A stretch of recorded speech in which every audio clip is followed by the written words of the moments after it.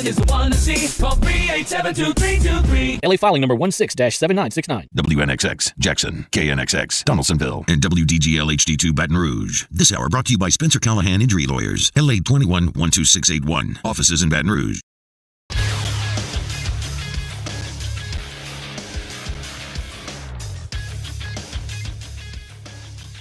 Good morning. It's 7 a.m. on Thursday, February 8th. Well, today in Baton Rouge, expect cloudy skies with a high of 73.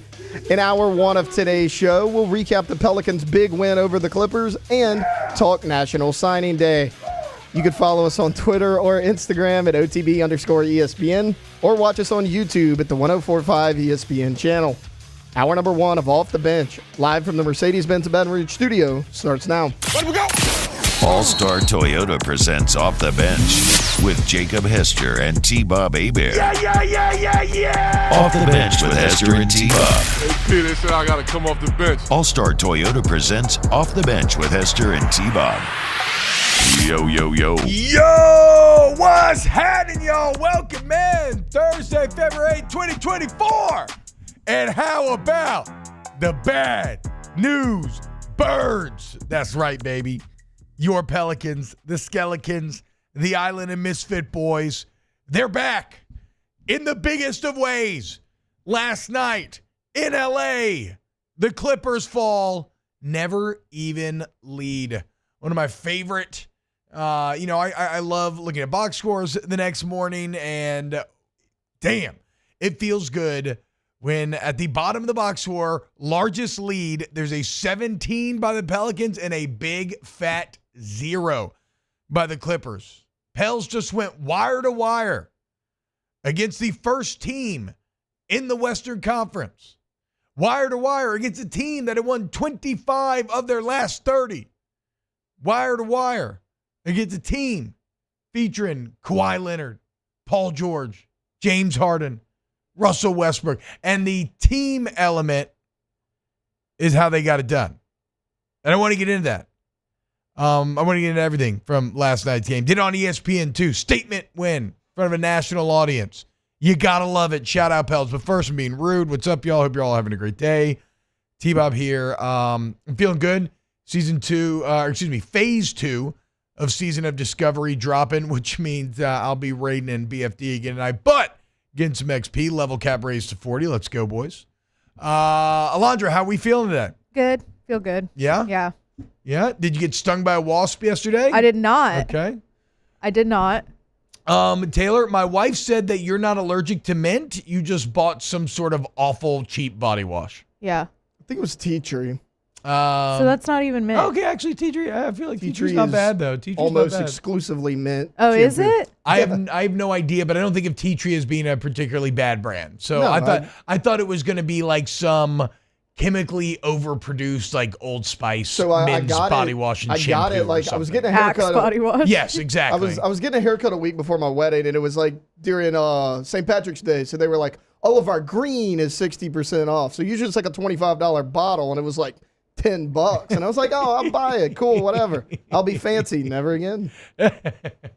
How you feeling today, though? Feel good? It's a struggle this morning, T-Bob. Had Why's that? had a late night, worked a lot. But you know what they say? Oh, my God. Why'd the employee get fired from the calendar factory? They took a day off, so no days off for me. We are grinding today. Okay. Yeah, that's. I like that. I've never heard that before. Yeah, I've never heard that either. We'll see if you take a day off. I mean, I get it. I get it. You take like a literal day off the calendar. You have wrecked the calendar. You guys you didn't have laugh. to. That was funny. It wasn't. I don't know. It wasn't your best work. I'm more hung up. No. I love the cheesy dad joke aspect of it. I'm more hung up on the fact that you want a back pat for showing up on like a Thursday. Right. What, are you going to just take off a Thursday? Yeah. Like, what are you talking about? No, you can't. I tell you what, that's not how jobs work. I had to take off a random Wednesday one time about a year and a half ago. Yeah. Completely changes your week. Because you got 2-day weekend, yeah, 2-day work day, off a day, 2 more work days, 2-day weekend. I mean, that sounds awesome. I mean, it was incredible. Well, I drank last night and I'm here. So. Yes. How was the birthday celebration? How'd happy hour go? It went good. It was fun. Oh, okay. Yeah. Interesting. A little halting there. No. Delivery. Like okay. it was a lot of fun. It was a really good night. We went to Rouge Creole. Okay, and cool. we stayed there way longer than we meant to, which is always like, that's always good. When Be you go to careful at happy the- hour and end up closing the restaurant down. Hell yeah. Yes. That is, that's when, like, you know, you can always tell when that's going to be the night when you're kind of entering it. Maybe you're a little on the fence about, like, how's this going to go? Right. And I'll be damned that No, first like, drink doesn't go down smooth. And you're just man. like, oh, wait, I'm having fun. Yeah, I was like, let me get another one. I'm having Also, fun. like, Double with it up. my first margarita that I ordered, like, I always get like a specific tequila or whatever. Yeah. And then they were like, one of my friends that was with me, she was like, is that your favorite tequila? And I was like, well, yeah. And then so she ordered me like a shot of it, and I was like, oof. Let's go. It's gonna be Just one drop of those the hammer. nights. That's a great way to start your drinking. Shot and a cock. That's what I always used to do at Shot in a what? cocktail. Oh yeah. So you just mix Oh, both. yeah, like that's a my- shot and a yeah. drink. If you just want to drop the hammer and kind of get the buzz on immediately and get it going. Used to do that at Oliver Twist when we would do scone and tea from there all the time. Yeah. No, shout out to Alondra for being here today. It was like 2 days Yeah. ago during break. Remember, I was like, hey, who's filling in for you Thursday? She goes, what do you mean? I was like, well, your birthday's Wednesday. Like, you're going out. Again, yes, because it's her birthday, it's a bit more understandable. Yeah. But at the same time, you have to show up to work on normal weekdays. You do. Like, unless you want to waste your vacation just Right. taking off random days. Yeah. Like, No, I get it. But you want to hoot again, at the owls, you got to soar at the Eagles, guys. the birthday thing takes away from the normal work day. Yeah, for sure. Yeah. I would agree that that's a potential exception to the rule. Yeah. I think that, look, I would love a 4-day work week, but until we evolve as a society, here we are. Anyway, back to the New Orleans Pelicans. As, like I said, last night just could not have been better. We said that we needed to see the Pelicans start to beat some of the better teams in the NBA, right? Doing a great job of beating teams they should, maybe not the best on the big stages against the good ones. Well, last night checks all those boxes. National TV, team that was first in the Western Conference. Like I said, a red-hot team, winners of 25 of their last 30, and the Pels dominate. Trey Murphy comes out on fire. Credit to the Clippers in the third quarter, kind of beginning of the fourth, into the third. They started to make it interesting. They claw back. They're down 4. They're down 6. They're down 5. But every time it felt like the Clippers were going to make a run, the Pels shut the door. And what I love, to go back to my kind of thesis on last night's game, is, at least for last night, but I think you're seeing this more and more, is that why the Pelicans won that game is because they're a team. They're team. It's not pure individual superstar power. They are one of the more complete teams in the NBA. And again, if you look at some of the statistics from last night, I think they kind of reinforce this, right? There's nothing fluky about how that score came about. Both teams, exactly 12 for 32 from 3. Okay, so both shot the exact same amount, made the exact same from beyond the arc. The Clippers shot significantly more free throws, and the Pelicans didn't even shoot well from the line at all. They didn't shoot any, and they only made 60% of them. You had an equal amount of rebounds. I think turnovers are like 19 to 15 in the Pelicans' favor, but no great disparity there. The one thing that does kind of jump out to me is that there was a bit of a gap when it came to assists. The Pelicans had 30 to the Clippers 23, and I think that's where some of that feeling starts to come in, that this was the better team and how exciting they are. And then you look at how spread out the production is, right? 21 for Zion, 15 for B.I., 13 for Herb, 25 for McCollum, 13 for Trey Murphy, 10 for Dyson Daniels. And you know Jonas can give you that night when he has to.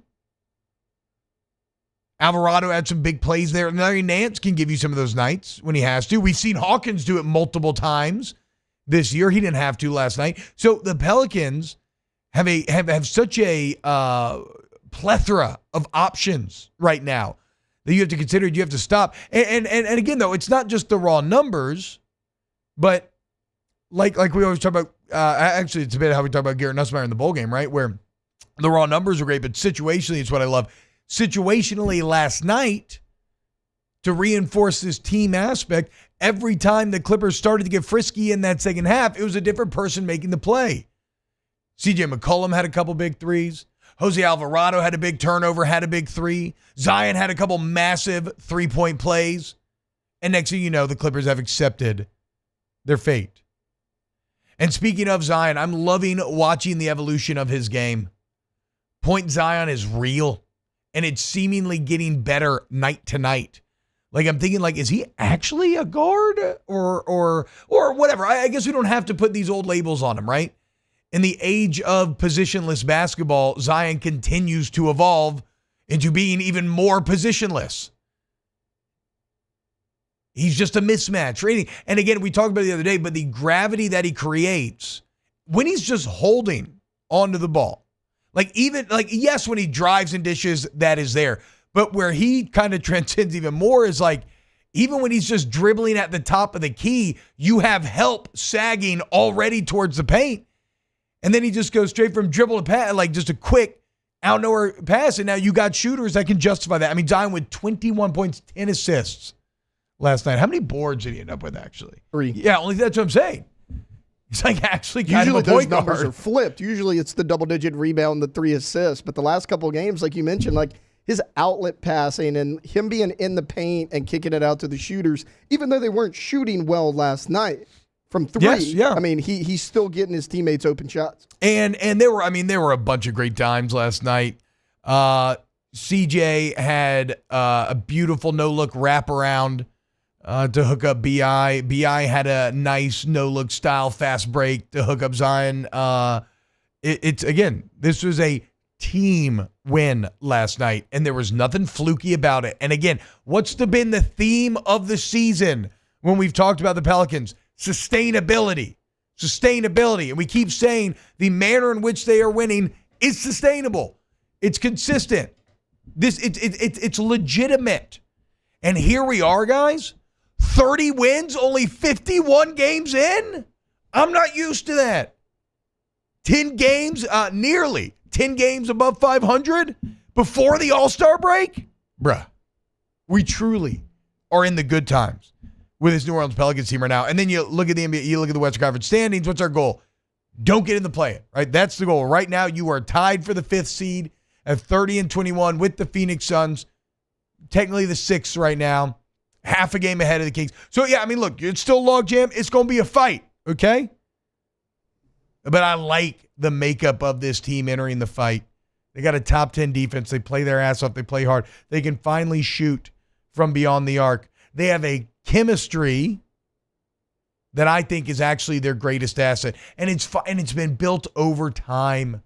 You know, it's got to feel pretty validated for David Griffin on a day like today, where so much of his early talk was about culture, creating culture, and what that means to the success of an organization. And the thing about culture is it can't be created overnight. It has to be built over time, incrementally, brick by brick. And what that means is sometimes, in the short term, things are going to feel bad and feel like they're not working and they're not going anywhere. But we all know that progress is not linear, right?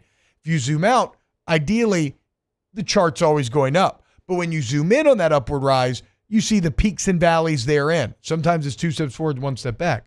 But this Pelicans franchise now, for the last 3 years, has been building brick by brick and moving incrementally forward. And last night felt like a big night and a big statement from this team and from this franchise saying that, no, we are making our move right now. And we are going to be one of the better teams in the NBA, and most importantly, we're going to be consistent. Massive win for the Murder Birds last night. Could not be more pleased. Now it's 4 in a row. Flock up. If you haven't hopped on, it's time to start watching. We're getting ready for a very exciting final run to the season here. And who knows how this is all going to work out. But they've definitely earned your eyeballs, right? Whether that's in person, packing out the blender, on TV, whatever. They've definitely earned your eyeballs. And last night was just a true joy to behold. Alondra, I see you pulling over your mic. Is that, do you want to talk about the Spurs losing 5 in a row? I did not want to talk about that. My bad. I didn't know. And we're like, they're about to go like on a away game stretch because the rodeo is about to go in town in San Antonio. But no, I was going to say, fun. Like, should I bandwagon? Yes, absolutely. Should I be a bandwagon fan? You are welcome. Well, no, what I want to do is like, I still want to be like, I still want to support. I love the Spurs. Like, I can't not be a Spurs You don't fan. have to bail on the Spurs. But, like, I might hop on the back. The Spurs and Pels have had their tiffs in the past, certainly, right? Oh, And yeah. I've suffered at the hands of San Antonio. But y'all are so irrelevant this year So irrelevant. that it doesn't really matter, so you can cheer for both. Yeah. And given this job and given geographically where you live, Right. yes, it is well within your fan rights to adopt a second NBA team for fun. If you like the NBA and you want to watch, which you obviously do, then yeah, you are more than welcome on the into the flock, if you will. Taylor, do you agree? Yeah.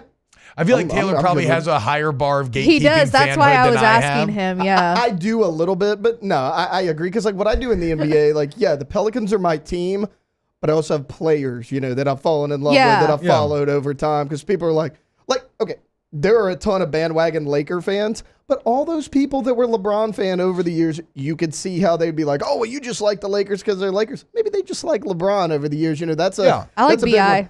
I Like cannot BI, stand the Dallas Mavericks. Never have. Luka Doncic is my favorite I player. love Luka. So guess what? Now I like the Dallas Mavericks.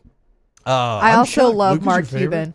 Yeah. I do love Mark. I love Mark Cuban as Yeah. well. I used to be obsessed with Shark Tank. I mean, He Shark was my Tank favorite good, dude. shark, yeah. Shark Tank was very good. He's my and some favorite of those shark. businesses have gone on to be like very Scrub Daddy. successful. Yeah, Scrub Daddy. Yes, I Squatty saw something Potty. online about that the other day. T-Bob, talking about how sustainable this is for the Pelicans, Yeah. the team basketball, it is. And if you look at the standings, yes, they're tied for 5th right now. But look at their home and away records. It's see. almost identical. They are 15 and Yes, 10 at yeah, home, yeah. 15 and 11 on the road. Let's go look at somebody like the Nuggets, who are the 3 seed. They're 21 and 4 at home, only 14 and 12 on the road. The Lakers, they're 17 and 8 at home, 10 and 17 on the road. Yeah. The Jazz have a good home record. They're in the 10th seed right now look because at they're it, 9 and 17 and 19. Yeah, but they're 9 and 19 on the road. Sharing the basketball, that travels. Having your scorers off the bench, that travels. Playing really good defense, that yeah. travels. That's why you're just as good as at home as you are on the road. Choo! What a great day for the Birds. Flock up. All right, when we get back, get to some of your comments. We got to talk about Nick Saban joining Game Day. Brian Kelly had a press conference yesterday for second signing day, and I don't know that there's whatever. We'll break it all down here on OTB. Off the Bench with Hester and T-Bob. ESPN Baton Rouge, New Orleans, Alexandria, and 1130 The Tiger. Get Gordon and get it done. Look at this. Alondra and Taylor did such a good job. The printer's broken. They sat here and hand wrote the lives for your boy. Great production work, guys. 225-888-8888, though we will have to talk about how Taylor writes later. Like how he actually grips the pen. It's unlike anything I've ever seen. Makes me a little uncomfortable. You'll never be uncomfortable when you work with Gordon. You get in an accident, you hit up Gordon, 225-888-8888, and they're going to make sure that you get what you deserve, that you're protected, that you can fight the big insurance companies, okay? You don't need to be bullied. And look, when you're talking about Gordon, you're talking about someone who's constantly giving back to the community, a major player in the NIL space. The G team continues to grow day by day. Member of the LSU National Championship winning hip-hop team, now on the G team as well. Follow him on social media at Get Gordon. Go to getgordon.com today. Your area code, 888-8888. Our listeners fire off their opinions on the jimsfirearms.net hotline at 499-1045. Keep listening for your next chance to shoot us your thoughts with the jimsfirearms.net hotline on 1045 ESPN Baton Rouge. There it is, the extra mile, on the border of expected and extraordinary for those willing to go further, like vans customized for work or play, with safety and tech to keep you connected, supported by a 5-star sales, service, and finance team, and backed by the 1-star you know. So go the extra mile. It's never crowded, because so few have what it takes to go there. Mercedes-Benz Vans. Happy New Year from your friends at Front to Back Boat Service. And what better way to kick off your new year than by taking your boat to the next level? Get the boat of your dreams, and that's where Front to Back comes into play. You want that spot lock trolling motor that's going to keep you right there on the water where you need to be. How about some forward-facing sonar that actually shows you the fish before you even cast? Custom stereo jobs, all of it. Sherman family's been doing it for 38 years. Go to fronttobackboatservice.com. I've been doing business with Luba for 25 years. They're dependable, trustworthy. It's just the attention to detail with our clients. Our folks have years and years of experience. They're highly trained professionals. But many companies have that asset. What I'd like to think makes Luba a bit different is that we use those talents in a way that truly is dedicated to serving the needs of the folks who depend on us.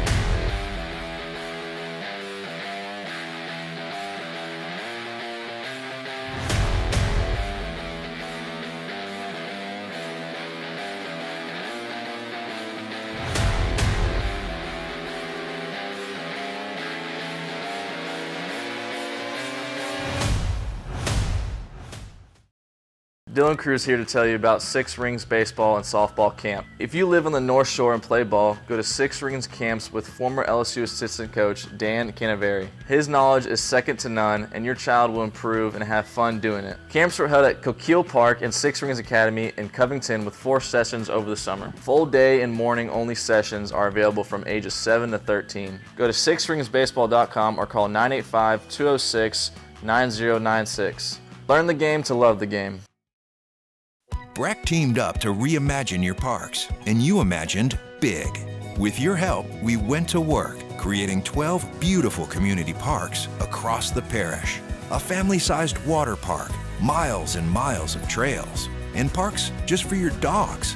There are more places to splash, to explore, to run wild, and even soar. You imagined, we delivered.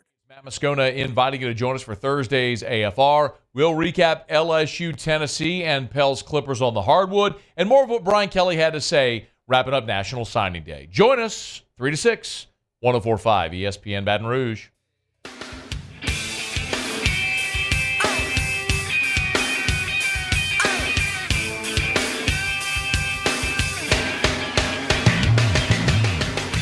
All-Star Toyota presents Off the Bench with Hester and T-Bob. ESPN Baton Rouge, New Orleans, Alexandria, and 1130 The Tiger.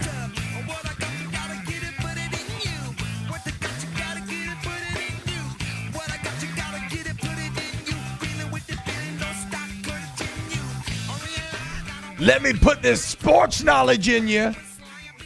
Here on OTB. Welcome back. Just celebrating the bad news Birds last night, beating up on the Clippers. Somebody in the chat was mentioning, the Clippers are coming off like a 7-day road trip where they played 5 games, and I don't care. It's the NBA. Get over it. You know? As Curiosity points out, they made excuses for the Clippers in the Bayou Ford YouTube chat, but the Pels are in the middle of a 9-game road trip with 1 game in New Orleans surrounded by 8 road games. Okay, there you go. And then Bing James points out, lots of easier teams to play the rest of the month. Pels can go on a big run here. And shout out, I forgot to write down who said this, but Pelicans playing the Lakers this Friday on Fox. So, like we said, one of those games that's going to be on the much larger spread. What's distribution, I guess? I don't know. Point is, it's not going to be held behind the Bally paywall. You should be able to watch this Friday again, no matter what. 2 games ago, how about that? Geocosmic, you saw Disney collaborating with Fortnite, T-Bob? No, I did not. I will check that out, though, because that sounds interesting. I don't play Fortnite, but I do appreciate what they've done from afar. It is incredible the ways they continue to evolve that game. I guess they're kind of chasing that Roblox ecosystem, but it's impressive nonetheless. Brian Kelly met with the media yesterday, sat down for a 20-minute press conference post-signing day part 2. And I think there's some themes to get into, some somewhat interesting stuff. None of the clips, I believe, are too much like worth playing in their own, rather kind of just picking out what, again, the undercurrents of what was said. Real quick, though, Taylor, because I forgot to read up on this that you put in the document. Tell me about Knox Dyson. We all know about Dominic McKinley signing yesterday with LSU, and we all know that you missed Terry Bussey, which, like we said, that was Lanya. You know, that was a big win for A&M. They needed that. They had him forever. It would have been quite the coup for LSU to steal yet another A&M guy, especially one that had been so firmly committed. And it's a credit to A&M and Coach Elko's staff that they held it down and managed to land Bussey. It would have been great for LSU, but it's no real sweat off the back. And I don't think I'm being a homer there. I mean, you can say I am. I don't really think I am. I think that's a pretty objective take. Tell me about Knox Dyson. First off, Knox Dyson, you can't not be a good athlete with the name Knox Dyson. It's a good quarterback I firmly name. believe. Well, it's also a good baseball name, too, which tells me he's athletic. He could be a multi-sport guy. Are you saying that because he is a multi-sport guy? I'm just saying Knox Dyson sounds like a baseball name. Okay, yeah, great. Yeah, Okay. No, but look, he's 6'3", 200-pounder out of Oklahoma. They signed him as a preferred walk-on, and I know a lot of people interesting. Yeah, I know a lot of people brush that off, but the guy could play. 3,000 yards, 33 touchdowns his senior season. Was actually 6A MVP in the state of Oklahoma. Oh, wow. I mean, yeah, the guy could play. He had a lot of FCS offers. He had some group of 5 offers. He turned those down to come and walk on at LSU. So, I mean, he's not a classic chip on the walk-on. shoulder guy. Yeah, classic chip on the shoulder guy. He was like, I don't want to take the small time route. I mean, look, we've seen guys have success as preferred walk-ons. Baker Mayfield, Stetson Bennett are probably your two those are the biggest. Those are the outliers for sure. But, they had smaller scholarship offers as well. And you lacked some depth at quarterback. You do. You have a lot of inexperience. Now, he's inexperienced as well on the college level. AJ Swan checks that box, too, from for this sure. class. But, yeah, look, bring in anybody you can. He's a preferred walk-on. He'll be a camp body for sure. But talented guy, really athletic. You go watch his huddle tape. He can run a little bit as well. As far as the preferred walk-on goes, I really like the pickup. Interesting. That's a tough road to hoe. Preferred walk-on, man. But I always appreciate awards that are given, like, regardless of how you may project according to scouts. I do appreciate success against your peers. And you tell me he's a 6A MVP of Oklahoma? Like, that's impressive, no matter how you slice it. 33 touchdown passes, 3,000 yards his senior season. Well, and the we'll guy see. can play. So we'll see there. So he's from Oklahoma, one of the few kind of out-of-state names in this class. And look, when Brian Kelly was asked about this yesterday, he continued to highlight the themes that he has been highlighting for last couple of years now, which are wanting to build the team through high school first, right? And yesterday he used a word that we use a lot on the show, which is sustainability. And he was talking about, if you're talking about and let's be clear, like, Brian Kelly's main goal is to win a natty. Yes. But would you also agree that some of Scott Woodward's huge initial attraction to Brian Kelly is wanting LSU to be one of those consistent top 5 feeling teams, right? A team that is maybe going to consistently win 10 games, consistently be in that kind of benefit of the doubt club. And look, 2 years, 10 games each season, right? Off to a pretty good start. And in recruiting and high school and everything's moving in the right direction. Like, if you want to achieve sustainability and you want to find some of that consistency that for whatever reason has eluded LSU a bit through the years, even with some very good coaches and very good results and 3 national championships, the keys to doing that are player development and retention. And that starts at the high school level. And if you just look at the year 1 to year 2 growth of the high school recruiting class, and specifically when it comes to building through Louisiana, the early returns are very positive, right? Year 1, in which you had just a few months to get a class together, you got 4 of the top 10 players in the state, which is, again, understandable. You took over a really tough spot. Year 2, remember, this is the first full recruiting cycle that Brian Kelly has had at LSU. You get 10 of the top 11 players in the state, including a clean sweep of the top 4. That is an unquestioned unquestionable success right there. And it answers a couple of key questions. First off, can Brian Kelly recruit? Right? That's what it's been interesting doing some of the more nationally facing things that I do, whether it's on like snaps or like yesterday I'm on Red Corner, Blue Corner, which is a Big Ten show with Josh Perry, and it's TV, and so they really give you everything ahead of time, right? Like they're giving you all the questions and everything. It's kind of scripted out. And one of the questions was like, does Brian Kelly just suddenly care about recruiting now? Or has he just like hired well, basically saying that he's always been a crap recruiter? And I was kind of like, well, I mean, to me, he said this. It's like when you're at Notre Dame, you have academic standards. You got to get in helicopters to go recruit. Here, you just kind of go drive down the road. And it's easy to get guys into school. And yes, he has an incredible staff. When you look at Frank Wilson, the godfather of Louisiana, and everybody underneath him, and Sherman Wilson, and just the whole crew. So, to me, it's like, well, I mean, I can just go by what I've seen. And in one full class, you dominated Louisiana, and you put together a consensus top 10 class, and then some places, like on 3, have you the third-ranked class in the entire country. It's all very positive. And so what were the questions entering? Can he recruit in general, but also specifically, how would he recruit Louisiana? Would he fit in culturally, family, all that type of stuff? All those headlines looking pretty dumb when you hold over the light of this class, when you shine the light of this class on those headlines, they start to disappear, fall apart. Because again, in the first full cycle that they had in the state, they get 10 of the top 11. And then look at the portal. 4 of the 6 players you're bringing in from Louisiana. You're also bringing in proven commodities. As he pointed out in the presser yesterday, A.J. Swan, C.J. Daniels, Xavier Thomas, your offensive players, they've combined for over 4,200 yards of total offense. In Jordan Gilbert from A&M, you get a safety, a position of need. Guy from U-High, 25 games worth of experience. The theme is clear. They've learned the lessons from past history, which you have to do, right? Let's look into the past and try to use it as an indicator of future events. And they see that every national championship team has been built on a foundation of Louisiana players and really even coaches and guys that understand how to recruit the state. And that's the direction the staff is going as well. And maybe that's where he was a bit off at first, thinking that you kind of get the staff from wherever, but we're going to just need a couple Louisiana guys kind of lead the way. We'll get the staff from wherever, and then we can still go win Louisiana. Well, now the staff has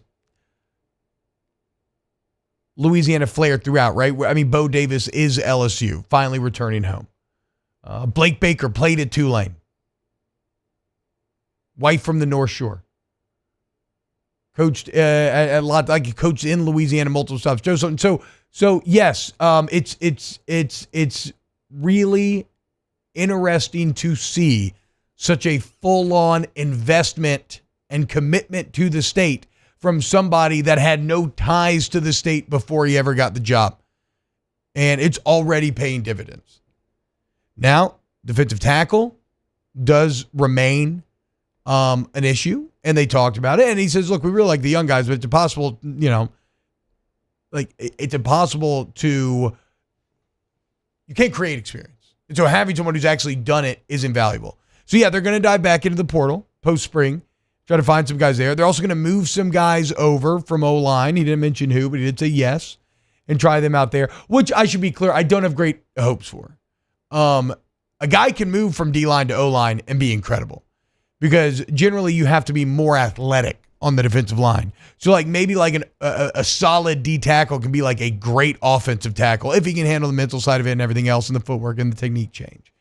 I don't know that I've ever seen somebody go O-line to D-line and be really good. They tried it with Fitzgerald West and it didn't work out. I mean, I've never seen it work out. And then who's the guy a couple years ago? He was the offensive lineman. They moved him. He was a decent defensive tackle. He's a depth piece. I'm trying to remember who it was, but which that's what you need. You need depth, you need bodies, and so maybe you accomplish that with that. But I'm just saying that I will be really tickled if somebody makes that switch and is excellent because I've never seen it before. He'll probably cross train some bigger D ends to play D tackle as well. To me, that makes more sense than pulling the O lineman to the D line, like cross training a guy like not to be an every down interior lineman, but a Paris Shand. He's athletic. He's about 280 right now. He puts on 10 more pounds. You could play inside for a few plays at 290. I mean, Kai Wingo was about 290, and he was really good in the interior. So, a couple guys like that, you could kind of move inside and outside. So that's the problem they still have to fix. But overall, I'm loving the direction of the program. I love the shape and makeup of this class. And again, I love the commitment to the state. And I'm going to be excited to see if it pays dividends. All right. When we get back, more OTB. Keep it locked. Off the bench with Hester and T-Bob. CentralPlumbing.org. CentralPlumbing.org, guys. You already know 925-8552. Central Plumbing is your one-stop plumbing shop.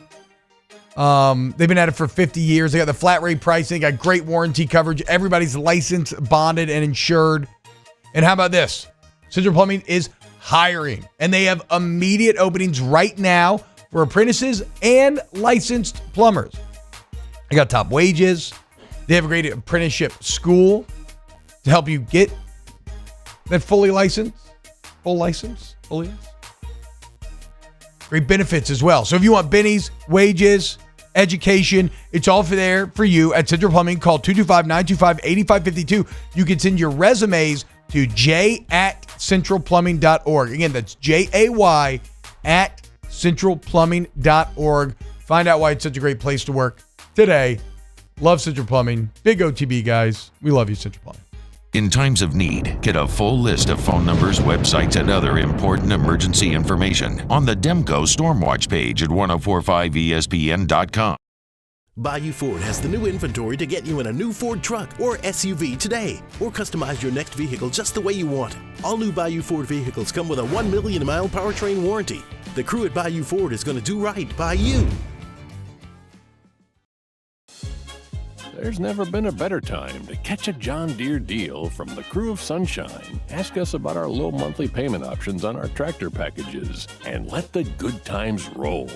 With equipment strong enough to power one of the world's largest celebrations, we've got your needs covered too. Learn more about what it means to be powered by Sunshine at sunequip.com. Some restrictions apply. See dealer for details. Offer ends April 30th, 2024. Was a humid day, barefoot children play, looking for that summer shade. Time just slips away. Oh, Louisiana, some kind of hold on me. Like cypress stumps, your roots are planted deep inside of me. There it is, the extra mile, on the border of expected and extraordinary for those willing to go further, like vans customized for work or play, with safety and tech to keep you connected, supported by a 5-star sales, service, and finance team, and backed by the 1-star you know. So go the extra mile. It's never crowded, because so few have what it takes to go there. Mercedes-Benz Vans. Electricity is all around us, and our families depend on it. Every day is sparked by the power of a cold drink or a warm meal, a movie night, and a comforting light at the end of a dark hallway. From sunrise to sunset, playtime to bedtime, our team is ready to take care of your electrical needs, even in the case of an after-hours emergency. The light in your life shines brighter with Mr. Electric.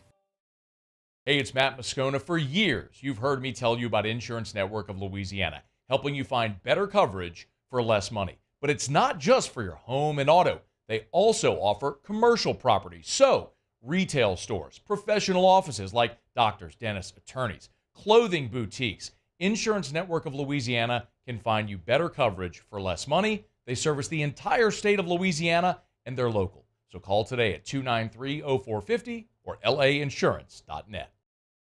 Gulf Coast Bank and Trust is giving our customers the power to bank anywhere, anytime during this challenging event. And we're right there with you. Our mobile banking app is a smart way.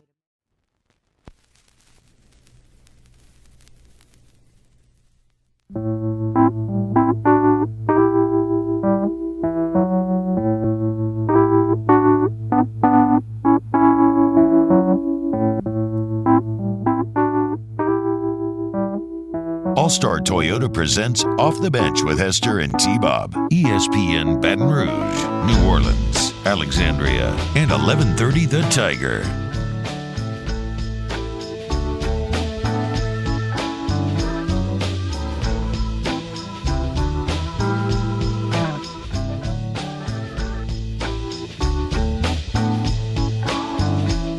There's a destination a little up the road from the habitations of the towns we know. A place we saw the lights turn low, the jigsaw jazz and the get fresh flow. Pulling out jobs and jamboree handouts, 2 turntables and a microphone. Bottles and cans, or just clap your hands, or just clap your hands. Where's that? What's happening, y'all? Welcome back. We're attached right here, youtube.com/1045 ESPN. Hit the like button, subscribe. Also subscribe to OTB Saints, OTB LSU. If you ever miss a morning show and you want, like, if you are a talk sports guy and you just want, like, the pure sports, that is going to be the area in which you're going to find them. How about this?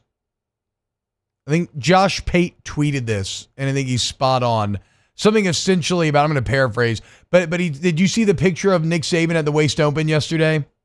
So here he is. He's driving into, I don't know exactly what hole that is, but I think it might be 18 with those giant grandstands where everybody's partying. And here it is. It's National Signing Day, and Nick Saban's playing golf. And as Josh Pate said, the ultimate proof that time really does march on, right? The ship of Theseus sails on. You replace one plank with another, but the game of college football moves right along. Crazy to see Nick Saban. There it is right there. God, I want to go to the Waste Management. I was talking to Aaron Murray about this on Snaps because he's going. He's actually out today. I'm going to be solo because he's going with his brother and going to the party. And I'm like, why do you get to go? Like, the Waste Management is for me, for the drunkards, for the degenerates. Just because you like golf, there's plenty of golf tournaments. Okay? I like to drink. I should be getting comped to go here and go party one day. One day. You know, I've wanted to go to a lot of golf tournaments, Waste Management Open, not one of them, T-Bub. Yeah, but yeah, you're not the biggest seems drinker. trashy to me. Yeah, hell yeah. That's why it's awesome. Yeah, like I want to go. Yes, I want the degeneracy. I want the trash. I want to be showered in beer. I want to be shotgunning. I want to be shirtless. Awesome. It's going to be, I'm not going. It would be so much fun one day. How come, like, your co-hosts get to do all the cool stuff? Like, Jake Right? is at the Super Bowl Thank you, in Alondra. Vegas right now. Aaron Murray's going to the Waste Management Open. Yeah, Like, and dang, somebody send T-Bob somewhere. AJ McCarron's probably getting ready to play in the UFL or something again. He's the XFL's all-time leading passer. Shout out. No, I know. Shout out. I'm just here doing the yeoman's work of the local radio men. Yeah. Just holding it down. Blue collar. Blue collar, that's right. Don't lose sight of it. Although I did have a call with, dreams really do come true. Because I did have a call with chess.com yesterday, and I am going to be commentating Bobby Fischer's match? No, they have a Blitz Champ series, which is college football players playing in tournaments. And so I'm going to be commentating with them. But I am going to be cool. Pretty cool. It's incredible. Yeah. I'm going to be with like GM Robert Hess commentating matches. And yesterday I was watching Alireza Farouja and Magnus Carlsen do battle in the finals. I can't remember the tournament name. But there is like Robert Hess calling that between the best two players in the world. It's a little intimidating. It's very exciting. I cannot wait. Yeah. They also, I'm talking to Danny Rynch, the chief chess officer for chess.com, one of the founding members. One of the founders. It's insane, man. It's very fun. I can't wait for that. I'll be pushing that out. Also, I think we're gonna do some live streaming of some chess lessons. So finally gonna get some coaching myself as I look to climb. But, I love that. So yeah, I'm not complaining. Life is good. Yeah. So anyway, Nick Saban, though, golfing yesterday, Nick Saban confirming yesterday he's going to be joining College GameDay. I'm super hyped about I this. am so hyped, dude. He said, quote, ESPN and College GameDay played such an important role in the growth of college football, and I'm honored to have the opportunity to join their team. I'll do my best to offer additional insights and perspectives to contribute to College GameDay, the ultimate Saturday tradition for college football fans. I always wanted this. I just thought it was too good to be true. I didn't think that he would. It felt like such an obvious move to kind of have him as the heir apparent, the dream child of who's ever going to replace Lee Corso. And here it is.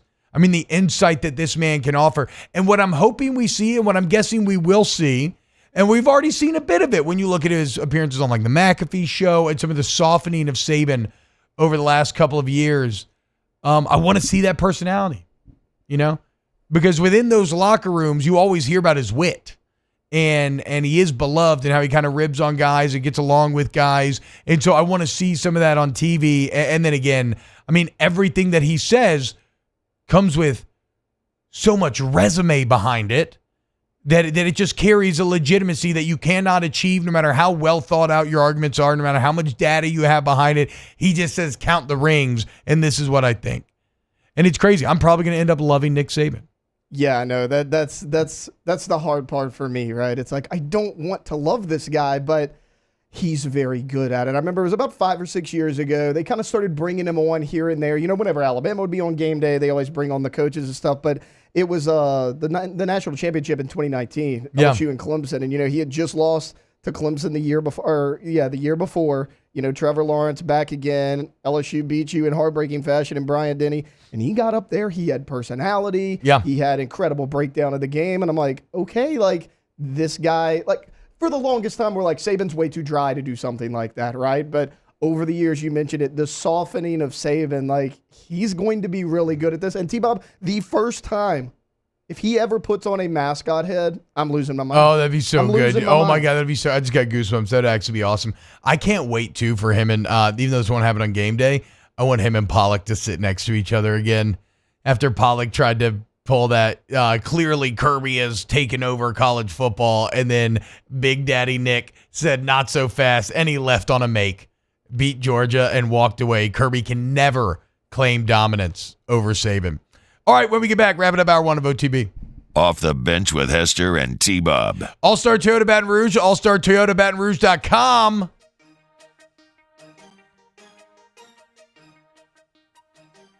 Go to allstartoyotabatonrouge.com today and check out some of the incredible deals. It's wild, man. I was randomly, one of the group texts was discussing market trends, right? And this is with, kind of a wizened old financial man who knows what he's talking about. And basically he was talking about how EVs right now, not doing so hot. Hybrids, killing it. Specifically, Toyota hybrids. And it's like, oh yeah, wait. My new Toyota Sienna is a hybrid. Oh wait, I'm getting like over 30 miles to the gallon. It's incredible, y'all. It really is. So go check it out today. Check out what they can offer you, whether it's new, used, whatever. They got it all there for you right there on site at allstartoyotabatonrouge.com. You can look at the deals. And then remember, if you need a service, body work, all makes and models welcome. You tell them T-Bob sent you. You get $100 towards that deductible. All-Star Toyota Baton Rouge. Our listeners fire off their opinions on the jimsfirearms.net hotline at 499-1045. Keep listening for your next chance to shoot us your thoughts with the jimsfirearms.net hotline on 1045 ESPN Baton Rouge. Join MMR and ignite your career today. MMR is the largest electrical and instrumentation contractor in the nation, and they're seeking talented individuals to join their team. For over 3 decades, they've been headquartered right here in Baton Rouge, and they have offices all around the globe. And MMR offers a tailored path for both professional and personal development, outstanding benefits, and a dynamic culture. So whether you're an intern, a seasoned pro, or you're just starting out, see what MMR can offer you. Apply at mmrgrp.com. Bayou Chrysler Dodge Jeep Ram has $20,000 off new 23 Ram 1500 Black Widow trucks, $20,000 off new Ram 1500 trucks, and all new Bayou Automotive vehicles come with a 1 million mile warranty. The crew at Bayou Automotive is going to do right by you.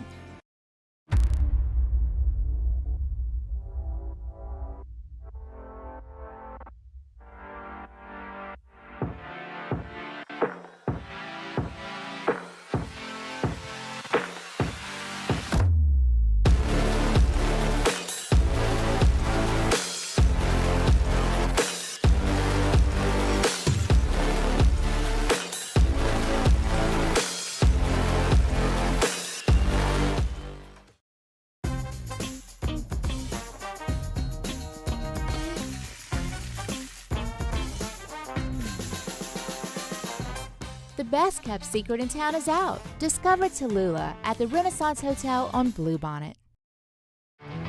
There it is, the extra mile, on the border of expected and extraordinary, for those willing to go further, like vans customized for work or play, with safety and tech to keep you connected, supported by a 5-star sales, service, and finance team, and backed by the 1-star you know. So go the extra mile. It's never crowded, because so few have what it takes to go there. Mercedes-Benz Vans. Yo, Jake here from my friends over at Community Steel Company located in Gonzales, Louisiana. The local place you can turn to for all of your metal building needs. Notice I said local, not Houston, not Dallas, not Atlanta, but right here in Gonzales. Visit them at their brand new state-of-the-art website at communitysteelco.com or pick up the phone and give them a call today to answer all of your questions on your metal buildings, roofing and sheet metal, and any other steel needs you or your business need at 225-647-2020. There's never been a better time to catch a John Deere deal from the crew of Sunshine. Ask us about our low monthly payment options on our tractor packages and let the good times roll. With equipment strong enough to power one of the world's largest celebrations, we've got your needs covered too. Learn more about what it means to be powered by Sunshine at sunequip.com. Some restrictions apply. See dealer for details.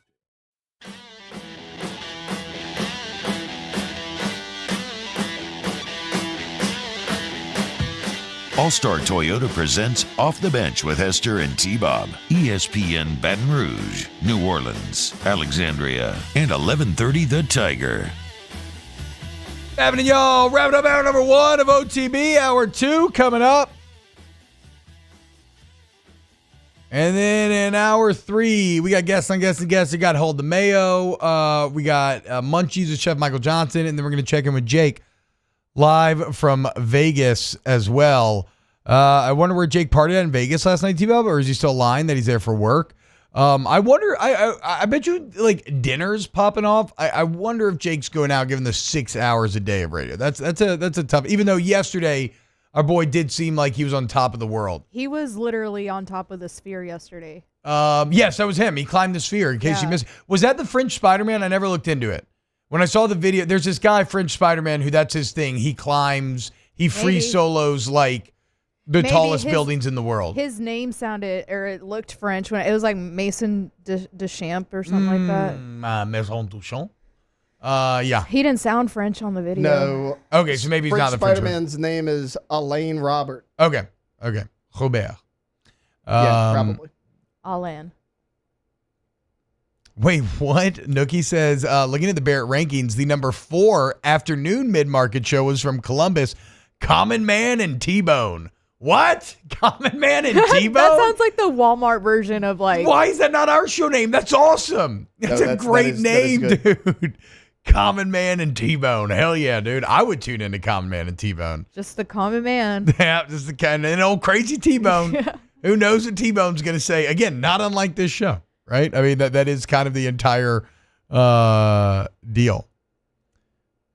Jacques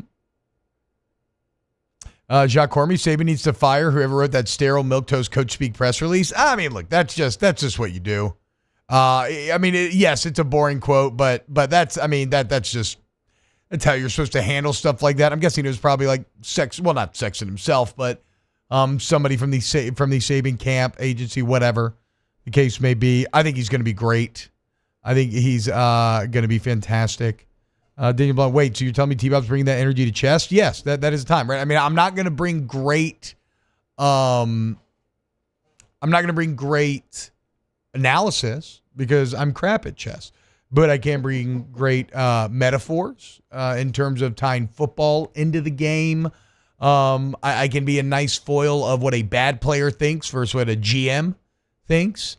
And, so the first tournament's going to be these Maryland football players, and, I can't imagine they're, too much better than me. So maybe I'll be able to speak on it a little bit. I'm very nervous about it. We'll see how it goes. We'll absolutely see how it goes. Remember the end of the show ad segment where the guy thought you were T-Bone and you leaned in hard? Oh, yeah, that's right. We were, we had sometimes you have, it's kind of a little gray area when you do the, what are they called? There's a catch-all name for them. I can't remember. But in like new magazines or something, when they try to make something look like an article, okay, but it's actually an ad. Well, every now and then we'll have like a product or something. Hey, you got to talk to these people and you got to push whatever, blah, blah, blah. And it's an interview, but it's actually an ad. And the guy thought my name was T-Bone. And and I just ran with it the entire time. Adam Fields, have you seen the Maryland flag? It looks like a literal chessboard. I have seen it because the Maryland football team makes sure that we all know about the Maryland flag, no matter what. Yes, Daniel, it is football players playing chess. It's Blitz Champs. It is college football players playing chess. They have the NFL version as well. They have Pog Champs, which are streamers playing chess. Chess.com's the absolute best, dude. All right, we love you. When we get back, we got a lot to get to in hour number 2. Malik Neighbors of Ryan Harrison, Ryan Day. It's college football news. Keep it locked on TV. Off the bench with Hester and T-Bob. Go to Accutemp of Baton Rouge, AccutempBR.com, AccutempBR.com.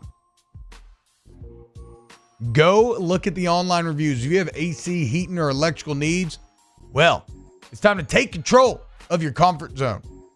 And you can do that with Accutemp. And the customer service is going to blow your friggin' mind, y'all. I just don't know a better way to put it. Like, once you work with them, you're going to be like, oh, okay, you know what? There's something to be said for doing it right.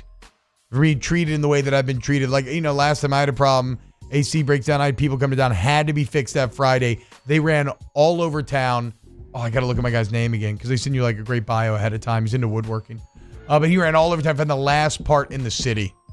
And right now, for the Freeberry event, buy a whole home generator, you get $1,500 off and a free surge protector. So schedule a free estimate today. Accutemp at Baton Rouge. The Windsor Senior Living Community in Mandeville, Louisiana is a beautiful, vibrant apartment community geared towards seniors. They are nestled right in the heart of Mandeville, where seniors live a more carefree lifestyle in spacious apartments with the peace of mind that comes from having a little extra help. Call the Windsor at 985-624-8040 to schedule a lunch and tour. Come see how the Windsor can be your passport to peace of mind. I've been doing business with Luba for 25 years. They're dependable, trustworthy. It's just the attention to detail with our clients. Our folks have years and years of experience. They're highly trained professionals, but many companies have that asset. What I'd like to think makes Luba a bit different is that we use those talents in a way that truly is dedicated to serving the needs of the folks who depend on us. Dylan Cruz here to tell you about Six Rings Baseball and Softball Camp. If you live on the North Shore and play ball, go to Six Rings Camps with former LSU assistant coach Dan Canaveri. His knowledge is second to none, and your child will improve and have fun doing it. Camps were held at Coquille Park and Six Rings Academy in Covington with 4 sessions over the summer. Full day and morning only sessions are available from ages 7 to 13. Go to sixringsbaseball.com or call 985-206-9096. Learn the game to love the game. Breck teamed up to reimagine your parks, and you imagined big. With your help, we went to work, creating 12 beautiful community parks across the parish. A family-sized water park, miles and miles of trails, and parks just for your dogs. There are more places to splash, to explore, to run wild, and even soar. You imagined, we delivered. Gold. Breck, your #1 park system in the nation.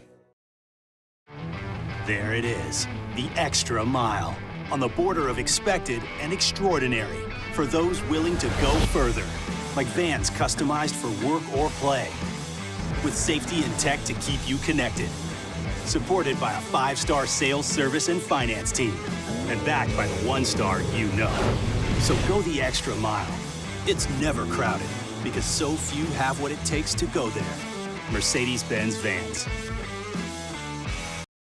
Electricity is all around us, and our families depend on it. Every day is sparked by the power of a cold drink or a warm meal, a movie night, and a comforting light at the end of a dark hallway. From sunrise to sunset, playtime to bedtime, our team is ready to take care of your electrical needs. Even in the case of an after-hours emergency, the light in your life shines brighter with Mr. Electric.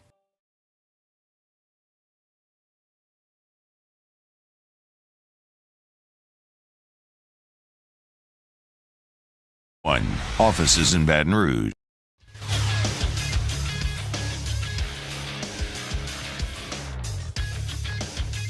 Good morning. It's 8 a.m. on Thursday, February 8th. Today in Baton Rouge, expect cloudy skies with a high of 73. In hour 2 of today's show, we'll talk the latest with NFL mock drafts and maybe some LSU basketball talk mixed in there as well. You can follow us on Twitter or Instagram at OTB_ESPN and watch us on YouTube at the 1045 ESPN channel.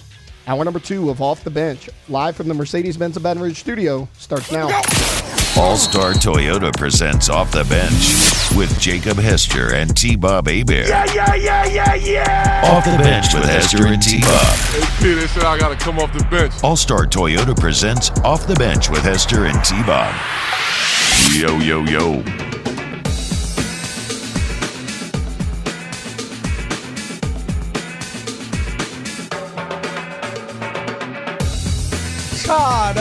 Welcome back. Hour number 2 of OTB. T-Bob Alondra Taylor hanging out with you today. Hope you're having a good one, guys. This is the weekend, y'all. It's Thursday. Thursday's when the weekend officially begins, obviously, because you can push through anything on Friday. So go out there, have fun tonight. Again, I'll be hopefully playing a lot of World of Warcraft. Phase 2 dropping today. We got a new level cap of 40 on Season of Discovery. Let's go, boys. Rod of the Ancient Sleepwalker, drop for me tonight. Daddy needs a new staff that I can oil up with some Black Fathom oil. Nobody has any idea what I'm talking about. All right. So here at 8 a.m., we also kind of like to reset the show a bit. And I don't want to do the whole 15 minutes that we did on it to start the show. You can always go back and listen. Or where do our Pelicans segments live anywhere? Yeah, we have Online? the Pelican Scoop YouTube channel. Oh, okay, almost cool. said the wrong. It's good, though. You knew we had a Pelican channel. I did not, so you're already ahead of me, Alondra. Because I feel like we had a better name for it. It's Pelican Scoop. I thought it was like Pelican Droppings or something. No, that was their old segment. I like that. Okay, yeah. Pelican Scoop's not bad, No, it's not bad at all. Whatever. It's okay. But so go check out that. Go subscribe. It's not Common Man and T-Bone. It's not Common Man and T-Bone, but almost nothing is. Yeah. Incredible naming convention. But the Pelicans dominate last night, man, against the first team in the Western Conference, the hottest team in the NBA. Winners of 25-30. Pelicans, in fact, the Clippers quite literally never lead. A wire-to-wire dub for the Pels, in which, thanks to some incredible shooting by Trey Murphy in the first quarter, they kind of jump out to a big lead. Some great consistent play throughout. Now the Clippers had their runs into the third, beginning of the fourth, kind of brought it back close. But again, it was the team of the Pelicans that carried the day. And so, yeah, I loved seeing how many different players made big plays to stop any potential run from the Clippers. I think about a CJ McCollum 3, like late in the third. Alvarado had a big steal that led to, I think, a layup. He also had a big 3 himself. Zion had a couple massive, beautiful 3-point plays. And then CJ got hot in the fourth as well. And next thing you know, again, the Clippers had to accept their fate. And like we said, nothing fluky about it, guys. Both teams shot the exact same, literally exact same from beyond the arc. Clippers actually shot significantly more free throws. You had equal numbers of rebounds, basically equal numbers of turnovers. Where you beat them were assists. Because this Pelicans team has great chemistry right now. They're playing excellent. And so now 30 wins, 51 games in. Let's freaking go, dude. Already 30 wins. 5th in the West. Nearly 10 games above 500 before the All-Star break. As I said in the first segment, these are the good times. So shout out. And again, I just love, I love Point Zion, the continued evolution there. And again, I just love all of the different options that they have. Zion for 21, BI for just a smooth fitting, right? Doesn't have from 3, 0 of 4, but 7 of 14 from the field. So efficient nonetheless, still gives you 8 boards, 6 assists. BI continuing to impact the games in multiple different ways. Doesn't have to be that night in and night out 30-point scorer. Herb gives you 13. It was CJ's night this night. A smooth 25, efficient, 5 of 11 from 3. He continues. I believe it's his career high in three-point percentage. Maybe look that up, but I believe CJ's, I want to say he's like well over 40% right now. Can you give me a CJ McCollum three-point percentage check actually on the season? And again, Trey Murphy goes for an easy 13. Tyson Daniels, 10. Hyper efficient there. Great defense as always with Daniels, 4 boards as well. And again, so like that's not even getting into the fact that Jordan Hawkins can go off or Larry Nance Jr. can score some. Jonas Valanciunas can give you big offensive performances when you need it. Regular season, CJ McCollum, 43.7 from the three-point line. Damn, Bo. That's wild. I liked him when he was at Portland. Yeah. Yeah, so he's always been pretty solid. He's always been great. He's always been a very solid like, team guy, consistent, but he is doing it, and he's talked about this at length. He's doing it a completely different way here where he's having to be more off the ball. He's having to be more catch and shoot.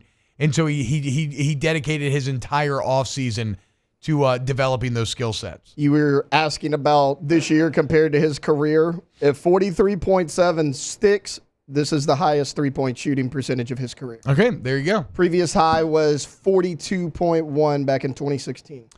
There you go. What a beast. There's a lot of talk about the Maryland flag. I like the Maryland flag, guys. I don't think there's a problem with it. Yes, it's over the top. It's gaudy. It's wild, but I think it actually works in the end. All the way, I'll talk makes when you get back on. Come on, bro. Lava Lash server. Other big news of the day, NFL draft season continues right along, right? Which means we're going to have about 1 million of these stories like these. But some of the latest mocks are maybe starting to toy with the idea of Malik Neighbors over Marvin Harrison Jr. Now, again, you kind of hesitate to put too much into any of these reports because kind of A, what does it really matter? B, if you're not in those rooms with those teams, you can't really truly know what they are prioritizing or what their individual scouting process is like. Like I thought Jake gave us some interesting insight with the Mark Dominic conversation where maybe you have a guy who's like, okay, these are the 10 traits that it's something that I've seen independently of Taylor linking this article in the document this morning. Like we talked to a draft expert, Thor Nystrom, Thorku on Twitter, who I've actually followed for years. A great follow for you fantasy guys as well. And he thinks Malik is the best, right? And he thinks that in terms of fantasy, when it comes to rookies that could have an impact next year, he's all about Malik Neighbors dominating. Just does not see how you can deny him the ball. And it's funny, we don't talk about this a lot, but there's maybe been no greater, like we always talk about quarterbacks benefiting off of the offensive rule changes. I don't think any position has gained as much space or gained as much advantage as the wide receiver position. And I always think about this. Back in the day, rookie wide receivers never went over 1,000 yards. Ever, ever, ever. That's why it was such a massive deal when Anquan Bolden did it. It was such a massive deal when Marcus Colston did it. But now it feels like you have 2-3 guys every single season that are rookies that are eclipsing that mark. I mean, last year, obviously highlighted by Puka Nacua. And, I mean, we've seen Justin Jefferson, Jarvis Landry, Odell Beckham.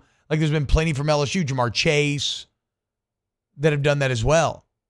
And so, yeah, and I think a lot of that is because of the decreased physicality in the league. And when you're protecting quarterbacks by extension, that makes it easier to get the ball to receivers. So, like, they've benefited greatly off these rule changes. But the overall point of this is that when you draft a receiver, you can expect him nowadays to come in immediately and be a badass. And I'm sure that both Malik Neighbors and Marvin Harrison Jr. will both be badasses, but it's impossible not to see why Malik would be so particularly good in this current era of NFL football. I mean, the speed, the quickness, the route running, the hands, and the yak especially. The ability to move after the catch is made, run hard, to find ways to maximize the plays. And when you combine that, I mean, we mentioned the rule changes, but how about the rise of the slot receiver over the last decade? Into which Malik just slots in perfectly. Like there are a ton of elements working in Malik Neighbors' favor right now that point to him being an immediate success in the NFL. So shout out Malik. Love seeing him get his flowers. Should have been the Biletnikoff winner. Got denied there. Would love it if you could kind of win the ultimate battle of maybe, not that this matters beyond anything in pride, right? Because both guys are going to be high-level first-round picks. But there would be something nice about, if you're an LSU fan, a little justification about Malik Neighbors being drafted over Marvin Harrison Jr. You were talking about him winning the Biletnikoff, and I don't want this to turn into a bashing Marvin Harrison Jr. segment because he's great in his own right, but T-Bob, it's about time. In my opinion, it's about time that this happens.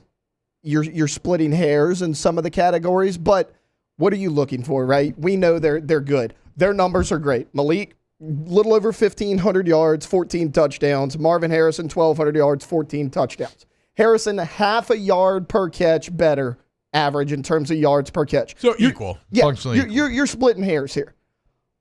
Yeah. But when you look at consistency, it's not close. It's not close at all. Malik Neighbors' worst game at LSU was the first game of the year against Florida State, 6 catches for 67 yards. Yeah. Marvin Harrison had 4 games last year under 35 yards receiving. Yeah. It's not close. So you're more consistent, Malik Neighbors. Route running, in my opinion, it's by far Malik Neighbors. You just brought up the slot receivers, how deadly they are in the NFL. Not to say that Harrison Jr. can't do it, but there's a lot more film. Malik Neighbors has shown a lot more ability to play in the slot. So I don't want it to be like, well, Marvin Harrison Jr. is getting hyped up because of his name, because he's great in his own right. No, he's awesome. There has been a little bit of bias towards that, because maybe now people are actually starting to watch the film, break it down, get a little bit more of a deep dive into it, and be like, wait a minute, just because Malik Neighbors' father's not a Hall of Fame football player, this guy can play a little bit too. So I think this is a long time coming. And look, Greg Amon says, Malik had a much better quarterback, to be fair. And that is true. And that's kind of the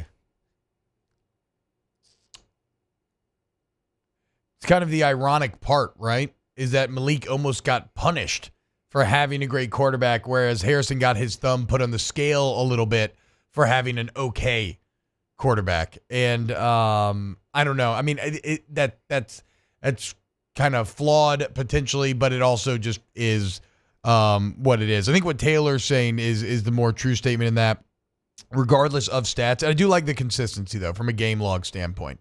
But regardless of stats, it's going to be the film breakdown in which you try to decide between these two. And look, I'm not out here grinding film for the draft. I don't really care that much. But the people who are starting to come around to Malik Neighbors maybe being wide receiver 1 in this draft. You do hear that argument a lot.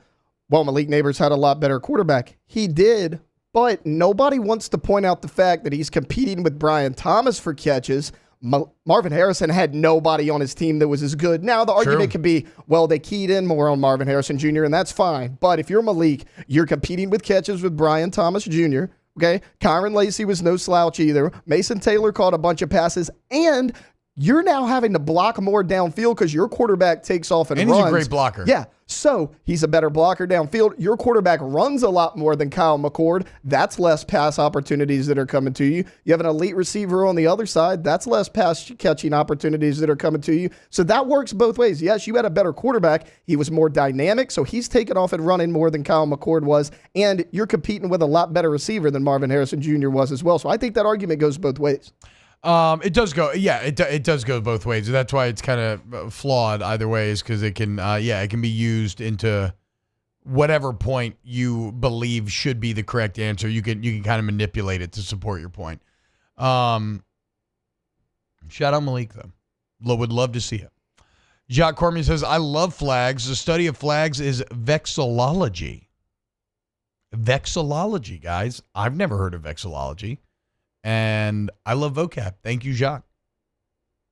I love learning new words. Now I know that. Vexillology. The study of stuff always has the most interesting names to me. Like what? Ornithologies, birds, I believe. Yeah. What is ears? It's an interesting one. It is. Waxology. No, but I do like earwax. Well done. Yeah, no, well done. You didn't have to explain the joke. I got the name, joke. You so didn't have to sit there and explain it. No, I know it's not.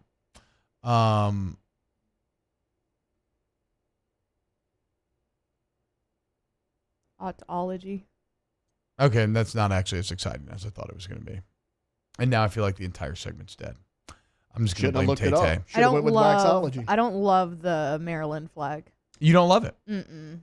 There's too much going on in it. It's too much. It's too busy. It's clashing. Like the patterns are clashing way too. The colors too. Like I think it's like you know how it's ugly. Now I don't think I don't mean this in terms of like the actual bad or good value judgment, but you know how, but like the kind of how it works is the same. The dynamics of it. A movie can be so bad that it wraps all the way back around. Yeah. And you're like, oh, I actually kind of like this. Well, that it's so busy and so unhinged that I think it actually works. No. Like if you would have gone half-stepping and you made it a little less busy, then it feels a little discordant. But like they're actually, you achieve cohesiveness in the consistency of the insanity of the design. I don't think so. I'm actually kind of the Well, you're not a opposite. vexillologist, okay? I am. I don't think you didn't know what that word was up until 2 minutes ago. Well, but yeah, so I became one 2 minutes ago. I mean, how hard is the certification for that in your credit? Like, it can't be like. I mean, maybe thousands you of need a hours of master's in like I don't vexillology. know. Yeah, maybe. I have a doctorate, Dr. Hebert, a doctor of flag. I like the Maryland flag okay as a flag. I think it's awful on the Maryland football uniforms. No. You got to do something to separate, dude. What's Maryland going to do? And you can't Like, put what's all Maryland gonna that do? and not have like a reasoning behind it. Like, why is it? No, I'm sure there's a reasoning. Yeah, See, they always have that's some where you're weird exposing I know, yourself that's- as an amateur vexillologist because You didn't let me finish what I was saying. Okay, you're right. Go ahead. I'm trying to look for what the reasoning Okay. is, and I can't find it. Like all things in Maryland, it's Edgar Allan Poe. It always is. Fair. T-Flag A-Bear. That's right. Don't forget it, Shoebang. Can we do a state flag tier list tomorrow? I mean, honestly, Chad has been talking about flags for the last 30 minutes. Why? The democracy is saying that there may be a bit more of a flag appetite than I would have originally thought. We don't talk about the Hawaii flag enough, T-Bub. Show it to me. It's like a Union Jack? It's like the British flag and the American flag had a baby. I hate that. Yeah, See, I don't. that looks like That's garbage. what I'm saying. Everybody's That looks like an criticizing- awful Photoshop. Everybody's criticizing the Maryland flag for being busy. I'm like, this one's busy too. Jeez. I still think the Maryland one is ugly. I mean, in no way representative of Hawaii at all. It feels No, like not at either. The color scheme, like give me a little greens and yellows. Like I'm pretty sure they actually just took the British flag. Was like, let's put it in the No, corner. that's a. I mean, and I'm then red, pretty white, sure and that's blue American flag. I mean, that makes sense in like Australia and stuff that they have a Union Jack because, well, that was a British colony. I don't believe that Hawaii was, but I don't know. I like the South Carolina flag. It's got like a little crescent moon and like a palm tree or something like that. How do we feel about the Louisiana state flag? Wait, hold on. We got to go to break. And then we'll gather some flags during the break. Keep it locked. OTB. Off the Bench with Hester and T-Bob. ESPN Baton Rouge, New Orleans, Alexandria, and 1130 The Tiger. Community Steel Company, CommunitySteelCo.com. You need steel, purlin, tubing, steel buildings. You want community steel, guys? Touch the product. Feel it. See it. Know it. Understand it. Become the steel. You can do all this in Gonzales, Louisiana. When, again, you go meet with the live local sales team, form relationships with them. So if you're a business and you need consistent steel needs, they're going to understand how your business works, right? And they're going to be able to better serve you. Even if you're just buying for personal use, you want the best prices, you want Community Steel Company, okay? It ain't those national companies jacking up the price with a bunch of middlemen getting their grubby little fingers in. We talking from wholesaler to Gonzales to you, okay? It's your one-stop steel shop. Purlin, tubing, steel building, sheet metal, CommunitySteelCo.com. In times of need, get a full list of phone numbers, websites, and other important emergency information on the Demco Stormwatch page at 1045ESPN.com.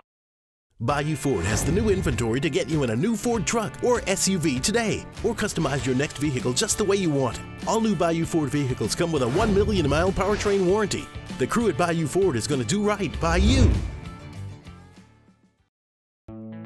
The importance of doing this Fortified program and offering it to people down here is, number one, the only real chance you're going to get to do this is when you put on a new roof or build new.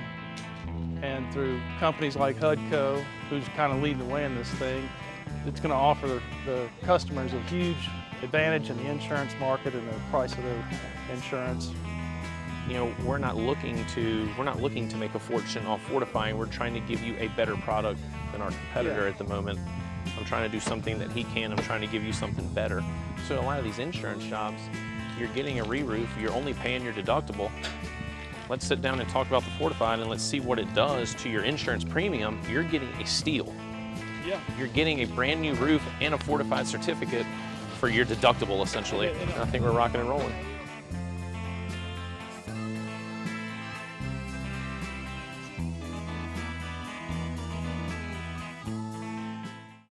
Hey, it's Matt Moscona. For years, you've heard me tell you about Insurance Network of Louisiana, helping you find better coverage for less money. But it's not just for your home and auto. They also offer commercial property. So, retail stores, professional offices like doctors, dentists, attorneys, clothing boutiques. Insurance Network of Louisiana can find you better coverage for less money. They service the entire state of Louisiana, and they're local. So call today at 293-0450 or lainsurance.net. Yo, Jake here from my friends over at Community Steel Company located in Gonzales, Louisiana. The local place you can turn to for all of your metal building needs. Notice I said local, not Houston, not Dallas, not Atlanta, but right here in Gonzales. Visit them at their brand new state-of-the-art website at communitysteelco.com or pick up the phone and give them a call today to answer all of your questions on your metal buildings, roofing and sheet metal, and any other steel needs you or your business need at 225-647-2020.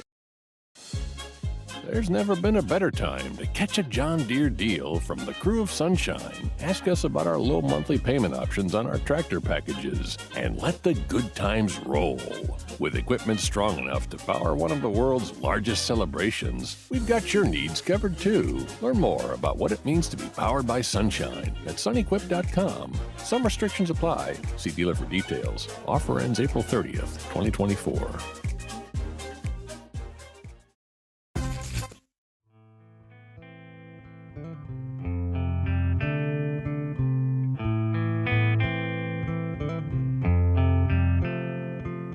All-Star Toyota presents Off the Bench with Hester and T-Bob. ESPN Baton Rouge, New Orleans, Alexandria, and 1130 The Tiger. Welcome back. OTB. As always, 8:15 on a Thursday is Vexillology segment where we dive into flags and learn about state flags. And look, I got to say, again, I may be biased, but I do think that Louisiana is likely a top 10 flag in the entire country. Beautiful. I don't know what shade of blue that is, but a beautiful blue.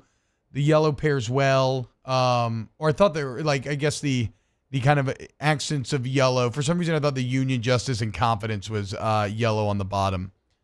But the Pelican there, Volney itself.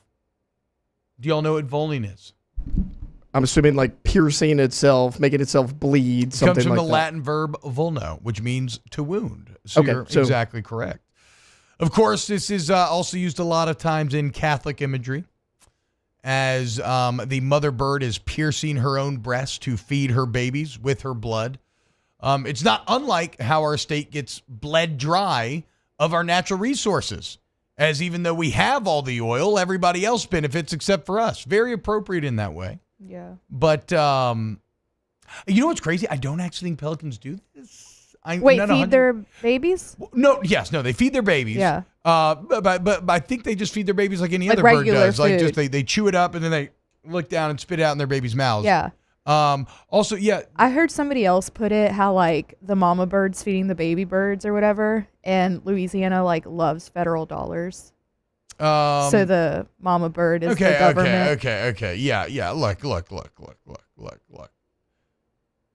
Yeah. I mean, I guess that's actually hard to argue against in terms of federal dollars. There's a lot of federal dollars here. Very funny. Very red state, too. Yeah. But whatever. The point is, it's a beautiful flag. I think it's very well. Does anybody know if pelicans actually vuln their children? Because I think from my understanding that they do not, but maybe I'm wrong there. Don't they like throw up? Don't birds that's like what, that's chew, what like all throw birds, it? Yeah, that's what what all I'm birds saying. do. They chew it up and then puke it into the baby's mouths. So vexillology and ornithology in one segment. Look at that, dude. We are rocking and rolling here on a Thursday. I don't know that we love the Colorado state flag here in. I don't know that we love the Colorado state flag here in the studio. No, I don't think so. I think this is a consensus no.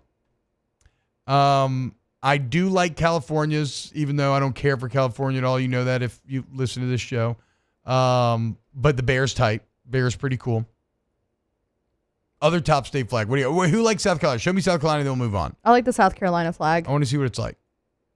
It's just a palm tree and a crescent pretty chill. moon. Yeah.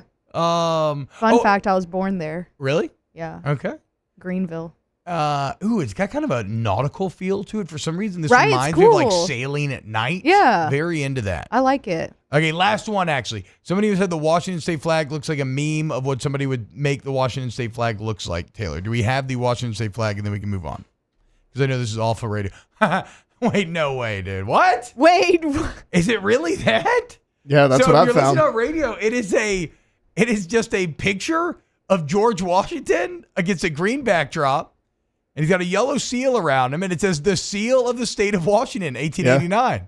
Hell yeah, dude. I mean, nice and simple. Shout out Straight to the G-Dub, point, dude. yeah. That's awesome, man. Oh, it's a palmetto, not a palm tree. I don't know. I'm not a treeologist. This isn't a treeology segment. I believe a tree study would be arborology. Yeah, I'm not this 100%. isn't an arborology segment. This is an ornithology and vexillology. Vexillology. So, vexillology. There's a weird law. Yeah. Vexillology. Shout out Adam Fields. I think he was the one that led us to the Washington flag. That does kind of go hard, that's actually, terrible. dude. No, I kind of love it, dude. I like the green, actually, but dude, they're just giving a shout out to our legendary God-founder, the man, George Washington, one of the few people that's ever willingly given up power in the manner that he did. You know, be king, he said nay. Very rare. Mm-hmm. Very rare. Shout out to the GOAT and his wooden teeth. What is that flag with the stars on it? This Jeremy is Friars Alaska. That's Alaska. It's got like the big I mean, dipper, also little nice dipper. and I don't know. simple. Very Yeah. simple. I love it. The blue and yellow does pair very well there. Trees is dendrology. Okay. I did not know that. So we were both wrong. Well, have you ever been to an arboretum? Yeah. Yeah. It's a fun word to say. Yeah. I would agree. Arboretum. I bet you nobody knows what Alex Grinch's new job is. Did you look this up when I put in the document? I didn't put what the job is. I just put that in the document. No, I didn't. I wanted to hear it for the first time. Okay, great. Alex Grinch was quoted saying, "What happens when you don't have success that you expect? That you can circle and highlight that, and it leaves a bad taste in your mouth, but it also creates a chip on your shoulder. And I'm not sure there'd be anyone in the country with a bigger chip than what I have." Uh-oh, guys. Alex Grinch revenge season in full effect. What do you think Alex Grinch's job is right now? What should it be or what is it? What do you think it should be? I don't know, toll booth operator, something not related to football. He's the co-OC at Wisconsin. Co-DC. I was about to say. He is the although maybe OC would make more sense given his proclivity for creating great offense. That's true. But no. He'd probably be good at it. You want to talk about landing on your feet? My man, after being awful at Oklahoma, god-awful at USC, just got hired by Luke Fickell to be safeties and co-defensive coordinator coach at Wisconsin. That's crazy. I mean, am I wrong? Or is it like, that is crazy. Well, and also like Wisconsin and then Fickell's always had good defenses. Wisconsin's always known for a good defense. You're going to bring in Alex Grinch, the Grinch who stole money from College Station? Get out of here with that. It's really, really wild to me that he landed on his feet in that manner. But shout out Alex Grinch. Another random college football news story to kind of keep an eye on. And when we get back, I'm going to talk about Tennessee and the NCAA a little bit. But Ryan Day officially coming out there saying he's not going to call plays, but it may not necessarily be Bill O'Brien. One of these things that's kind of been percolating in the background is the fact that, yes, Bill O'Brien hired to be the Ohio State offensive coordinator, which I think is a home run hire. But it's a bit weird with Bill O'Brien. He has an incredible resume, but people just think he sucks, which I don't fully understand, right? I mean, granted, I guess he somehow coached 8 years of Bill Belichick and Nick Saban and never got a championship, which is, again, that's hard to do. That's Baxter eating the wheel of cheese. I'm kind of impressed. But, I mean, this is a very successful NFL head coach who, granted, he kind of screwed himself on the GM portion of his title, but he won divisions, made the playoffs consistently, has a winning record in the NFL, produced Heisman winners in college. His offensive average over 40 points. Like on paper, it should be a home run. And I think it's a good hire for Ohio State given all the momentum they have right now. I mean, I think they should be the consensus number 2 team in the country right behind Georgia coming into this year. They do have to figure out a quarterback, but everywhere else they're going to be damn strong next year. But Bill O'Brien may not be calling the plays, as apparently he is one of the finalists for the Boston College job, which of course only opened up because, was it Hafley? Was it Jeff Hafley? Hafley. Who ended up going back to the NFL to be a coordinator because, he was like, I don't know if I hate this college stuff right now. I'd rather go be a coordinator in the league, which makes a lot of sense. So that job opens up late, which now means that candidates are being interviewed, and Bill O'Brien is one of the 4 finalists. So Bill O'Brien may not end up at Ohio State, and then has the weird knock-on effect of Ohio State having to go and hire. Where do they hire from? I mean, chances are they're going to steal somebody away. Then that school's going to have to go hire. So the domino effect continues in college football. But all we know is that Ryan Day won't be calling plays. It's just a matter of who will be calling plays in Columbus. It was interesting to hear him too talk about how he's going to miss it because he really likes the football part of coaching. It's there's not much of that left. You got to be more into CEOing and organizational management and time efficiencies and things of those nature if you want to be a successful college football head coach nowadays. What if Ohio State hires Mike Denbrock? That'd be funny. Would you rather Dennis Allen or Bill O'Brien as Saints head coach?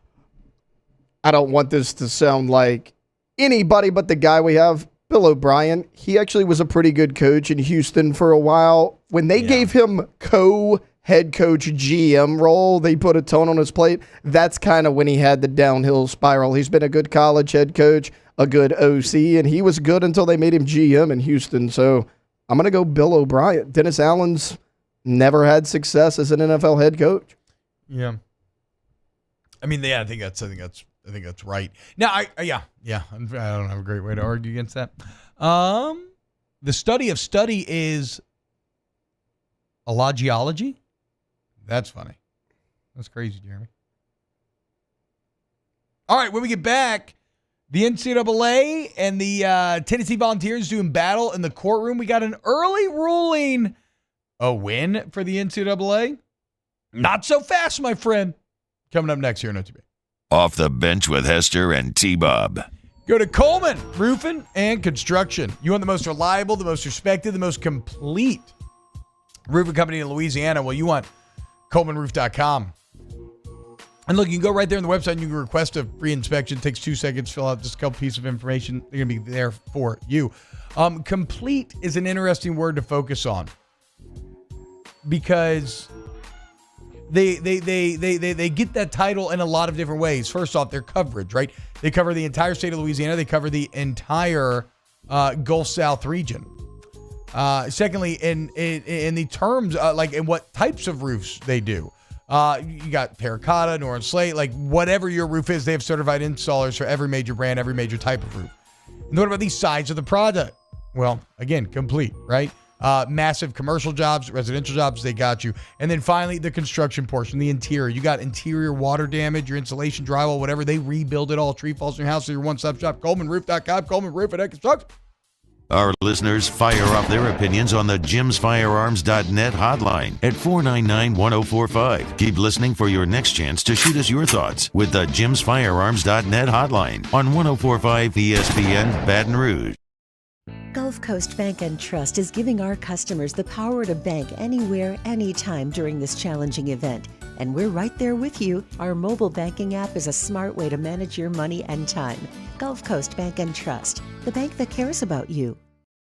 Bayou Chrysler Dodge Jeep Ram has $20,000 off new 23 Ram 1500 Black Widow trucks, $20,000 off new Ram 1500 trucks, and all new Bayou Automotive vehicles come with a 1 million mile warranty. The crew at Bayou Automotive is going to do right by you.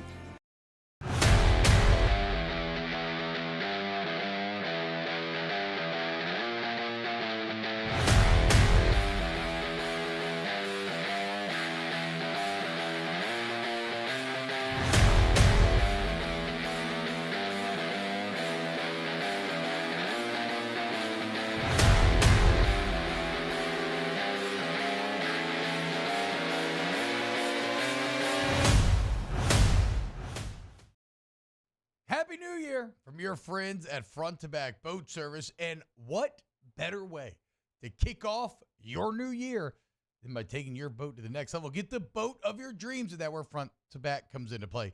You want that spot lock trolling motor that's going to keep you right there on the water where you need to be. How about some forward-facing sonar that actually shows you the fish before you even cast? Custom stereo jobs, all of it. Sherman family's been doing it for 38 years. Go to fronttobackboatservice.com.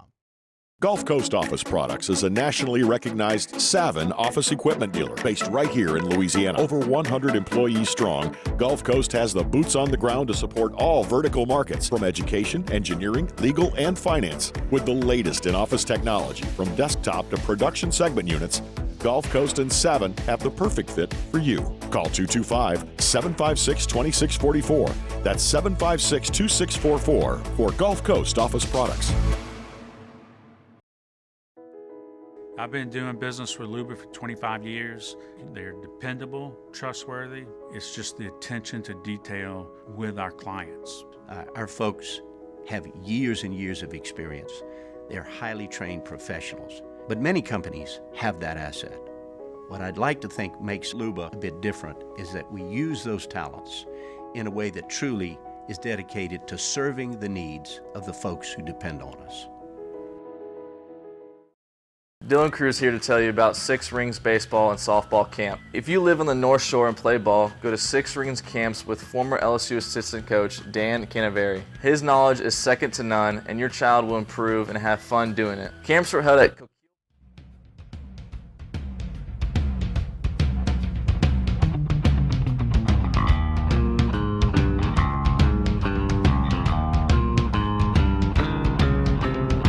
All-Star Toyota presents Off the Bench with Hester and T-Bob. ESPN Baton Rouge, New Orleans, Alexandria, and 1130 The Tiger.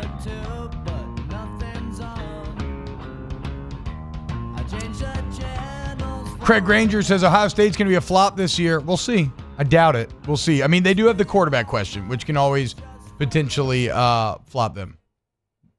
Okay. Flop them. What's that? I'm sorry, I thought you said 9:30. Oh. Sorry, this is like behind the scenes. But. Yeah, we're okay. Well, let's just bring a little sauce making here and there. We're trying to get in touch with Coach Beth Torina. I dropped the ball. We were supposed to talk to her at the beginning of 8. Softball opening up today. Okay, yeah. Let's aim for 9:30 then for Coach Torina.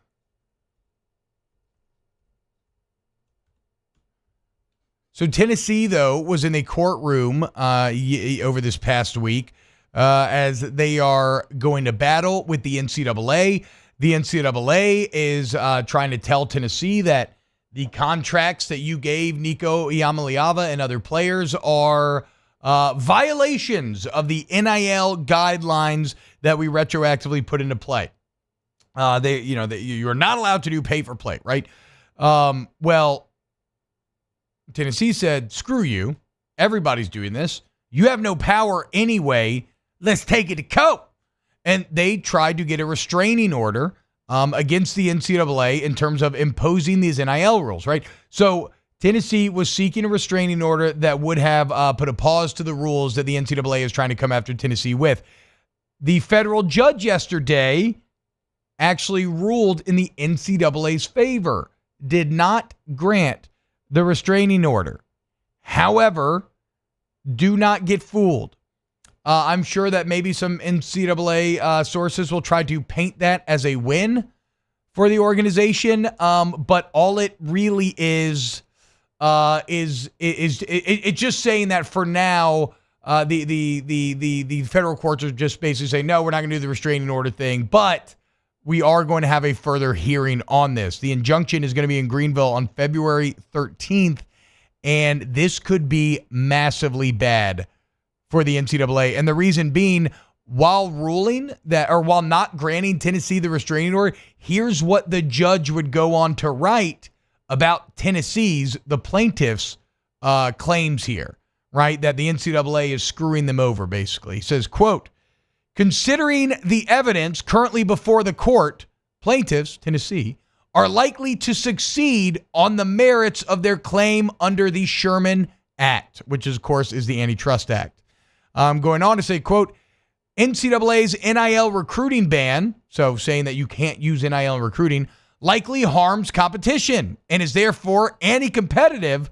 And he would go on to say the rules in question, quote, likely foster economic exploitation of student athletes. So this goes back to the theme that we have told you on OTB now for multiple years. Ever since Justice Kavanaugh sent that letter to the NCAA, this has been the impending doom that was going to arrive here eventually. And it is just the base fundamental aspect that the law is not on the NCAA side, that the NCAA's makeup would be flatly illegal in any other section of American industry or business. And that it's weird. Some of the friction that you maybe feel with watching college sports change around you in the manner that they have is frictions that is created because we had all adopted and accepted a system that should have been illegal for nearly 100 years. And finally, it just got big enough to now it's all coming to a head. So again, I don't know if it's the best way of explaining that. Basically, you may see a headline that said that the NCAA won yesterday. You could look at it like a lot of people are doing sports analogies, right? You could look at it like a first quarter lead. It really means nothing. The bigger news here is that the judge basically told the NCAA, you're going to get screwed when it comes to trying to win these cases because of the antitrust laws. You can't manipulate a system like this. You can't cap earnings in the way that you seek to. And we told you for years now that you've had lawyers waiting in the wings for the NCAA to try to pull this. They have lawsuits already written citing antitrust laws, and this is the beginning. So I'm still surprised that the NCAA has chosen to go down this route because it feels as if they're kind of hastening their own demise. But February 13th is going to be a big day for the NCAA, as that might be potentially when, like the same way that they lost the ruling recently that they couldn't cap like players' eligibility when it came to transferring schools. It could be officially legally codified that you can do pay for play and you can do NIL and recruiting and all that. The only way that could ever stop, I would believe, would if you did eventually unionize and have an agreement where the labor themselves would be saying, yes, we agree to these terms and conditions and these rule sets. So this kind of feels to me, again, like the beginning of the end, or not really the beginning, the latest step in the death march that the NCAA has been on for a while now. Just don't know why they did. They could have just sat back, man. Could have just sat back, not gone after Tennessee, kind of chilled, but they kind of stuck their hand in the ant pile. So we'll see, though. Maybe I'm wrong. This is just I'm not a lawyer. This is my understanding of the situation. Anything here before we go to break? Let's go to break. When we get back, we'll talk a little Tennessee LSU basketball last night. Keep it locked, OTB. Off the Bench with Hester and T-Bob. Go to K to Z window coverings, KTOZblinds.com. That's KTOZblinds.com. You want window coverings at WOW? You want K to Z. Brandon Barton's going to use his expertise to create a plan based on how the sunlight interacts with your home. Sunlight, weather, heat, all of it. Right? And check it out. They can work with any budget. So whether it's a starter home that you just really want to improve, make better, or you're in your forever home, the home of your dreams, and you want to maximize it. You want to shoot for the moon. You want to make it great. Well, they can do that. I mean, Rafe Rhymes would say it was the best investment he's ever made. And, of course, the installation's included in the price. This is one and done. So get Brandon out to the home. Figure out why the reviews are top-notch. You're going to be shocked at just the amount of information that you're going to learn. And then whether it's like a movie room, theater room, bedroom, office, outdoor living space, take it to the next level with K2Z window coverage, KTOZblinds.com. In times of need, get a full list of phone numbers, websites, and other important emergency information on the Demco Stormwatch page at 1045ESPN.com. There it is, the extra mile, on the border of expected and extraordinary, for those willing to go further, like vans customized for work or play, with safety and tech to keep you connected. Supported by a 5-star sales, service, and finance team, and backed by the 1-star you know. So go the extra mile. It's never crowded, because so few have what it takes to go there. Mercedes-Benz Vans. It was a humid day, barefoot children play, looking for that summer shade. Time just slips away.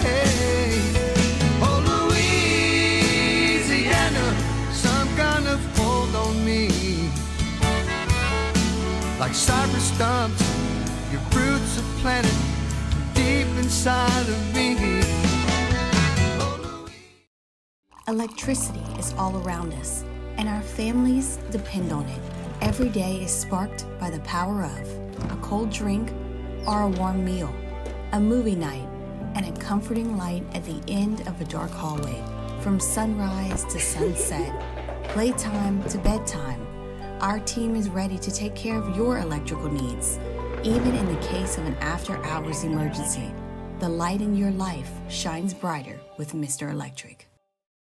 Hey, it's Matt Moscona. For years, you've heard me tell you about Insurance Network of Louisiana, helping you find better coverage for less money. But it's not just for your home and auto. They also offer commercial property. So, retail stores, professional offices like doctors, dentists, attorneys, clothing boutiques. Insurance Network of Louisiana can find you better coverage for less money. They service the entire state of Louisiana, and they're local. So call today at 293-0450 or lainsurance.net.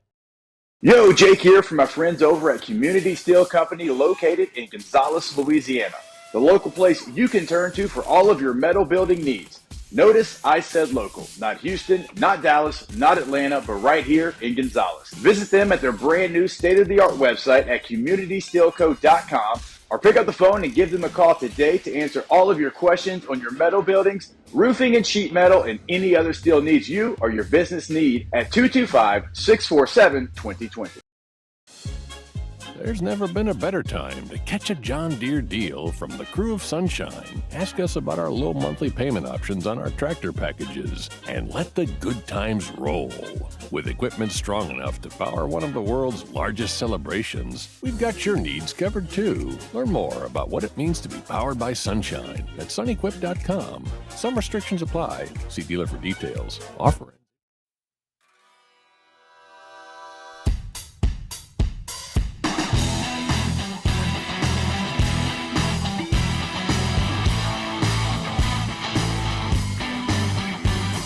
All-Star Toyota presents Off the Bench with Hester and T-Bob. ESPN Baton Rouge, New Orleans, Alexandria, and 1130 The Tiger. Do you know more about this? Zandel asking T-Bob, you think the Pels make a trade for DeJounte Murray? If so, who do we trade?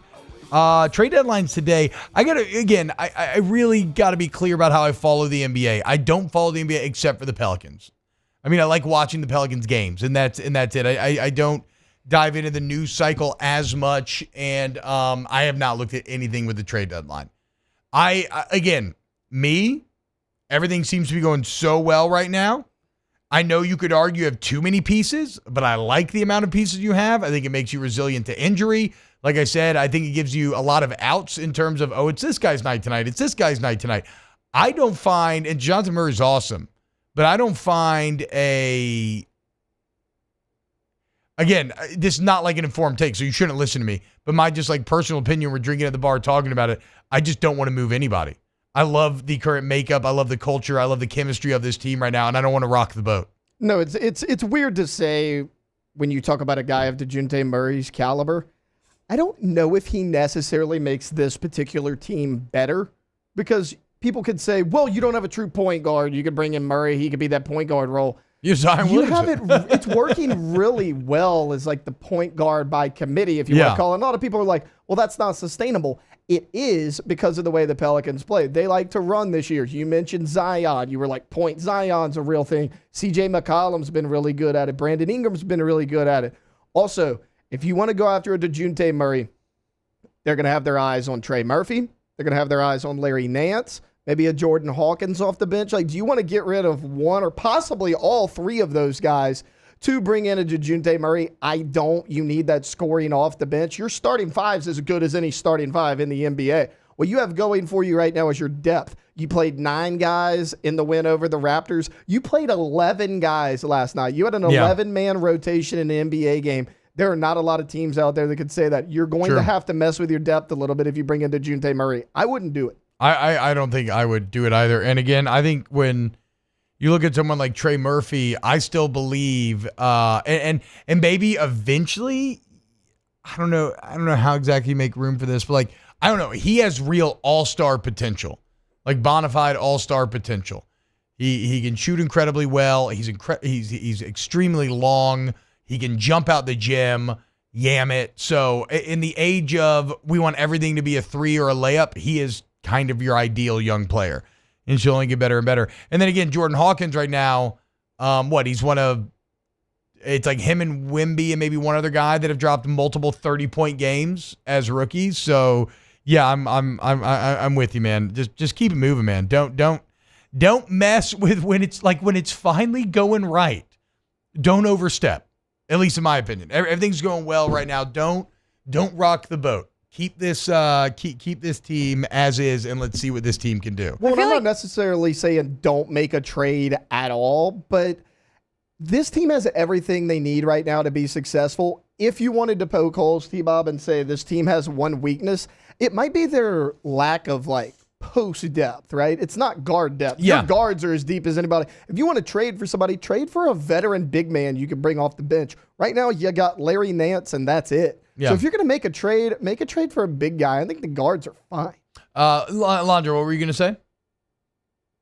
I mean, I at this point, I don't really have anything to add. I just was going to say that, like, I don't think that there's a reason to trade for DeJounte Murray. I think it'd be a lateral move for everybody involved in that situation. That's fair. Like, I think that's fair. There's no reason to move anybody from the Pelicans. I did not watch the LSU basketball game last night. Taylor, you worked it? Yeah. So worked it and watched it. Yeah, that's what I mean. So you definitely were tuned in. Yeah. I feel bad I didn't watch it because like the final score was kind of the expectation. It's a very good Tennessee team, and while I think LSU is much improved, they're not on that level yet, and it's at Tennessee. And well, what were your takeaways? LSU came out flat, and when you're on the road against a top 5 team, you cannot come out flat. In the first 3 minutes of the ball game, Tennessee had a 13-0 lead. You committed a bunch of uncharacteristic turnovers. Now, part of that, Jalen Cook did not play in this basketball game. He was ruled out pregame because of an ankle injury.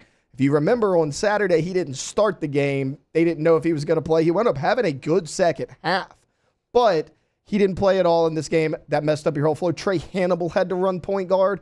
Really solid defensive guard off the bench, not a true point guard. Jordan Wright, as good as he is at scoring, not a true point guard. So Tennessee, not only were they shooting hot, they shot 9 of 13 from 3 in the first half, they were dominating you down low. They were getting offensive rebounds. They were getting second chance opportunities.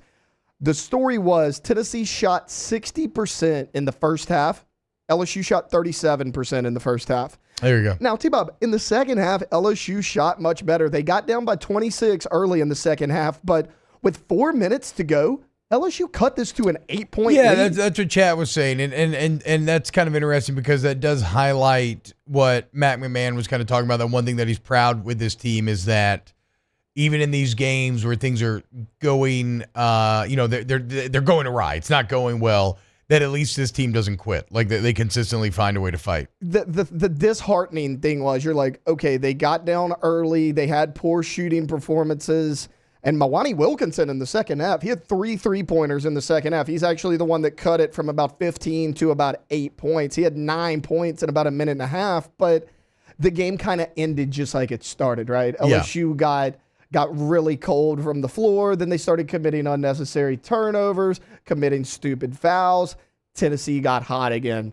Dawson Connect, who I had not seen play this year, except in little spurts, he's as good as advertised. The guy's averaging like 28 points a game this year. 28? And he had 27 again last night. He's phenomenal. He's the only new guy college? in that starting lineup. Yeah, he's a transfer from Northern Illinois. He's phenomenal, but it wasn't just him. I mean, they were knocking down threes, and the game ended just like it started. So that was a little disheartening, but I did like the fight to come back from 26 to cut it to 8. Look, again, no expectation for winning that game, so no real sweat on the back. I do hate the fact that now you're going to get a pissed off Alabama team in the PMAC at 11 a.m. this weekend as they fall to Auburn last night by double digits. So, but again, an Alabama team that's not as good as Tennessee, still better than you, but who knows? At home, I don't know what the crowd's going to be like, maybe get a little magic. But either way, the team's going to fight, like we said. And I think there's something to be said for that as LSU looks to climb out of the extreme, just awful situation that Matt McMahon took over a couple of years ago. Okay, hour 3, kick it off with Devon Snow, a.k.a. Hold the Mayo. Keep it locked right here on OTB. Off the Bench with Hester and T-Bob. Gulf Coast Bank and Trust is giving our customers the power to bank anywhere, anytime during this challenging event. And we're right there with you. Our mobile banking app is a smart way to manage your money and time. Gulf Coast Bank and Trust, the bank that cares about you. Join MMR and ignite your career today. MMR is the largest electrical and instrumentation contractor in the nation, and they're seeking talented individuals to join their team. For over 3 decades, they've been headquartered right here in Baton Rouge, and they have offices all around the globe. And MMR offers a tailored path for both professional and personal development, outstanding benefits, and a dynamic culture. So whether you're an intern, a seasoned pro, or you're just starting out, see what MMR can offer you. Apply at mmrgrp.com. At Relief Windows, we're more than windows. We're windows, doors, hardy plank, and vinyl siding. But our number one product is always customer satisfaction. Visit us online at reliefwindows.com.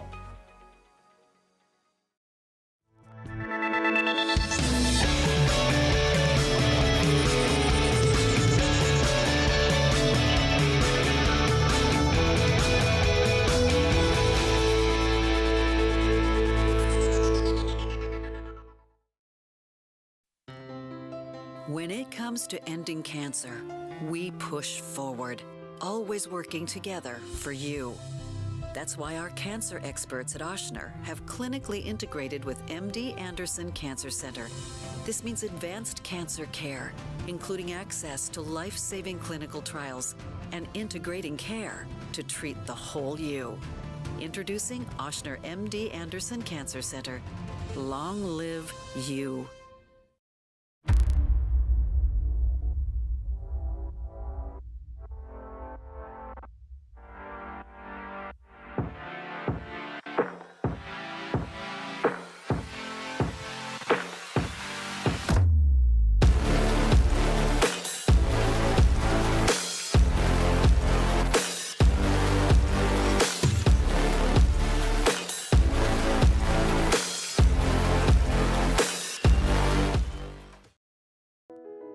I've been doing business with Luba for 25 years.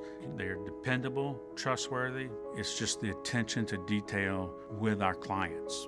Our folks have years and years of experience. They're highly trained professionals. But many companies have that asset. What I'd like to think makes Luba a bit different is that we use those talents in a way that truly is dedicated to serving the needs of the folks who depend on us. Dylan Cruz here to tell you about Six Rings Baseball and Softball Camp. If you live on the North Shore and play ball, go to Six Rings Camps with former LSU assistant coach Dan Canaveri. His knowledge is second to none, and your child will improve and have fun doing it. Camps were held at Coquille Park and Six Rings Academy in Covington with 4 sessions over the summer. Full day and morning only sessions are available from ages 7 to 13. Go to sixringsbaseball.com or call 985-206-9096. Learn the game to love the game. Breck teamed up to reimagine your parks, and you imagined big. With your help, we went to work, creating 12 beautiful community parks across the parish. A family-sized water park, miles and miles of trails, and parks just for your dogs. there are more places to splash, to explore, to run wild, and even soar. You imagined, we delivered. Gold. Brack, your #1 park system in the nation.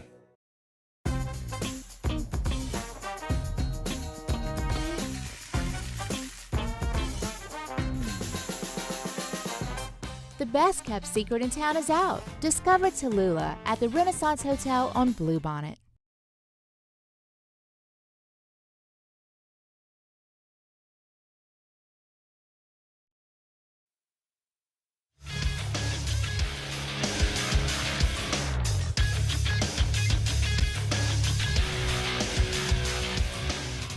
Good morning. It's 9 a.m. on Thursday, February 8th. Today in Baton Rouge, expect cloudy skies with a high of 73. In hour 3 of today's show, we're joined by Devon Snow at the top of the hour at 9 a.m. and then LSU softball coach Beth Torina at 9:30. If you miss hours 1 or 2 of the show, you can catch them in the on-demand section at 1045ESPN.com. You can also follow us on Twitter or Instagram at OTB_ESPN and watch us on YouTube at the 1045 ESPN channel. Hour number 3 of Off the Bench, live from the Mercedes-Benz of Baton Rouge studio, starts now. Let we go! All-Star Toyota presents Off the Bench with Jacob Hester and T-Bob Hebert. Yeah! Off the Bench with Hester and T-Bob. Hey, they said I got to come off the bench. All-Star Toyota presents Off the Bench with Hester and T-Bob. Yo, yo, yo.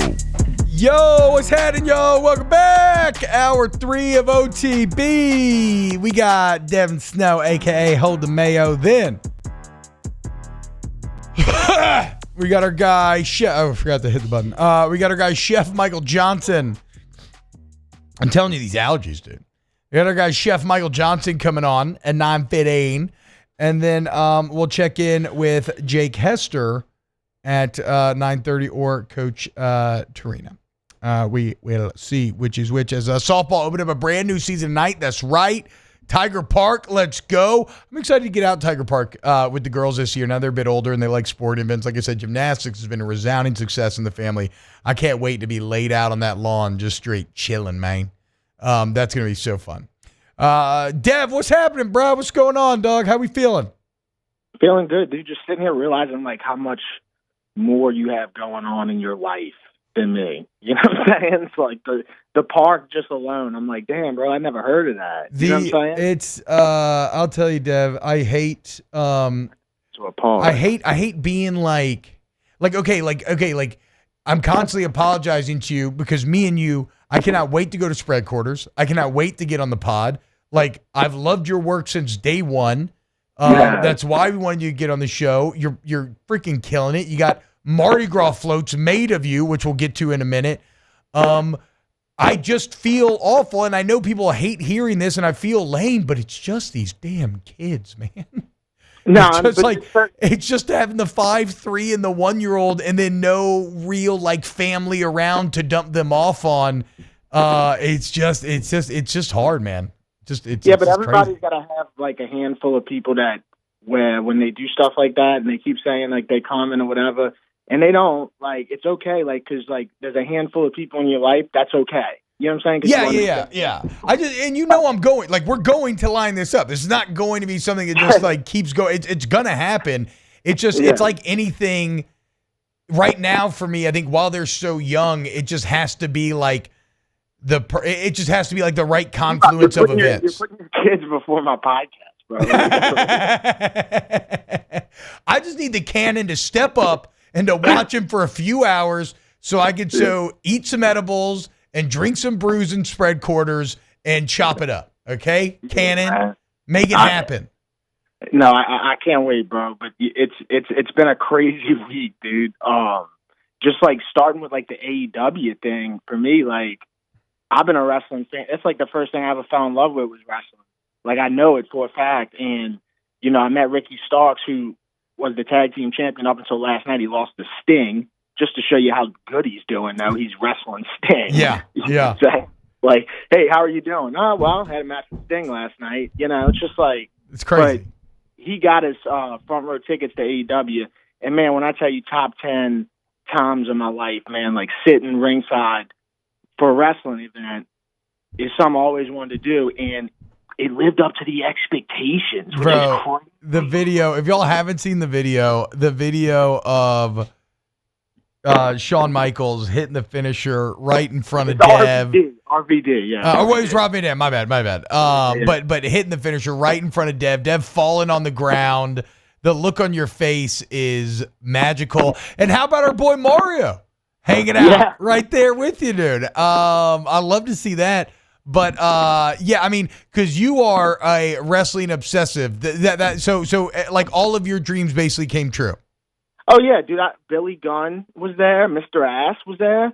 So I shouted, "I'm an ass man." He looked right at me and like shaked his hips, bro. I was like, "Dude, this is nuts, bro!" Like it's Chris Jericho, RVD. I mean, dude, they were all there, bro. It was nuts.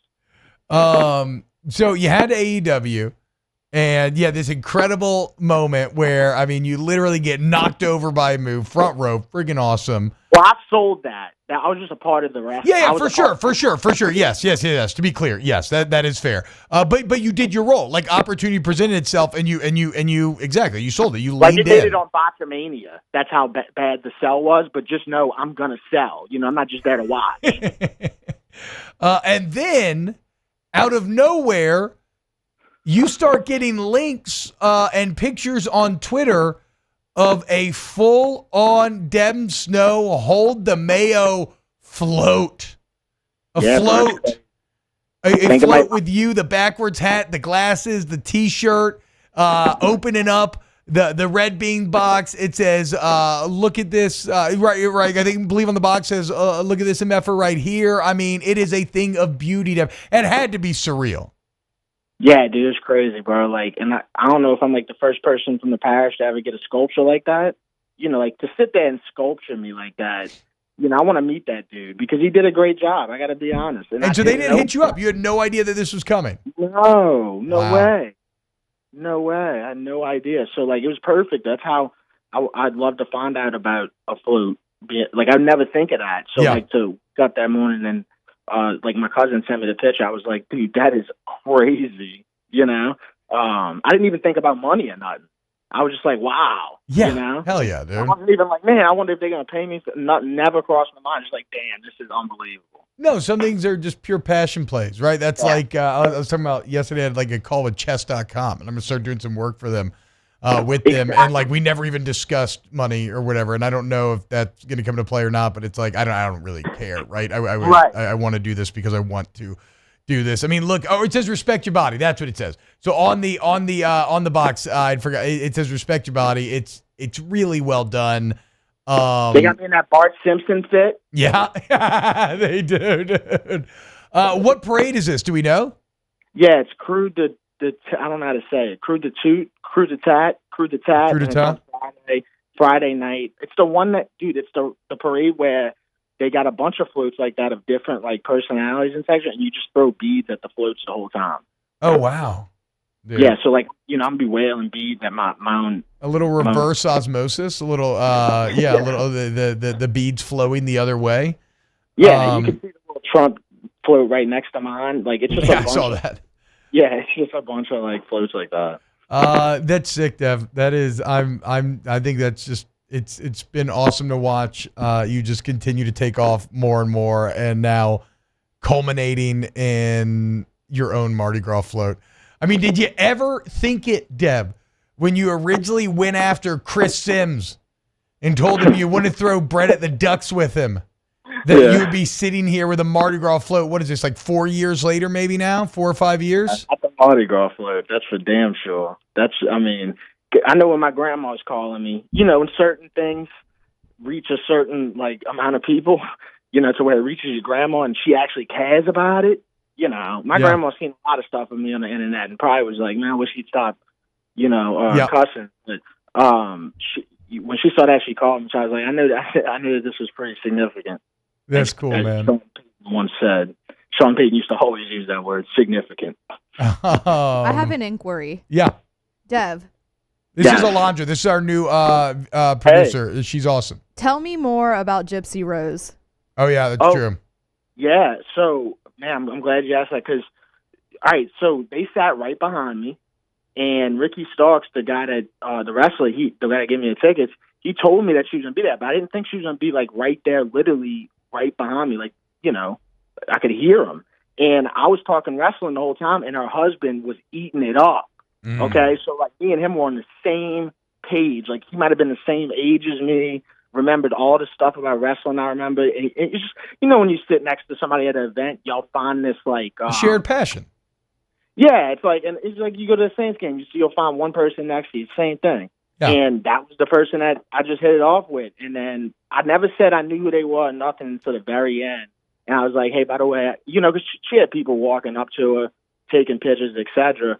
And he was way more into it than her. Yeah. So I don't know. I waited to the end to tell them that I knew who they were, and took a picture, asked if she wanted to come on the podcast. She said she's got to deal with Lifetime, so after that, it could be a possibility. But wow. She can't do nothing until then. Because so help me out here. So I know about the original movie and the Munchausen syndrome and all that craziness and what happened there. She has a reality show right now as well, though, correct? Yeah, I think that's what's on Lifetime. Okay. Yeah, and my wife's been watching it. Dude, what's crazy is like when I finally, because I didn't look at her for pretty much the whole show because I didn't want to like make it look in the eyes of a killer. Okay. And, yeah. Okay. When I did though, the first thing I saw was the two silver teeth, and it just brought me back to everything I saw in the documentaries. And I was just like, wow, this is crazy. But the husband guy seemed like he's a really happy guy. I was really happy for him. Good. So I mean, it's got to be you got to be at a low point in life when you writing the chick in prison that you never met, and I'm just being honest. Like you got to be almost all your eggs out the basket, and it worked out for him. So good for him. Did you see the conspiracy theory that it's really her like long lost brother? Oh my God, Dev loves a good conspiracy theory. Yeah, I love that one too. No, I'm definitely gonna look into that though. That's because I thought I knew everything about the Gypsy Rose situation. Didn't know that part. Could be. Good for her. She had to emerge out of some truly awful, terrible things to arrive at where she's at. And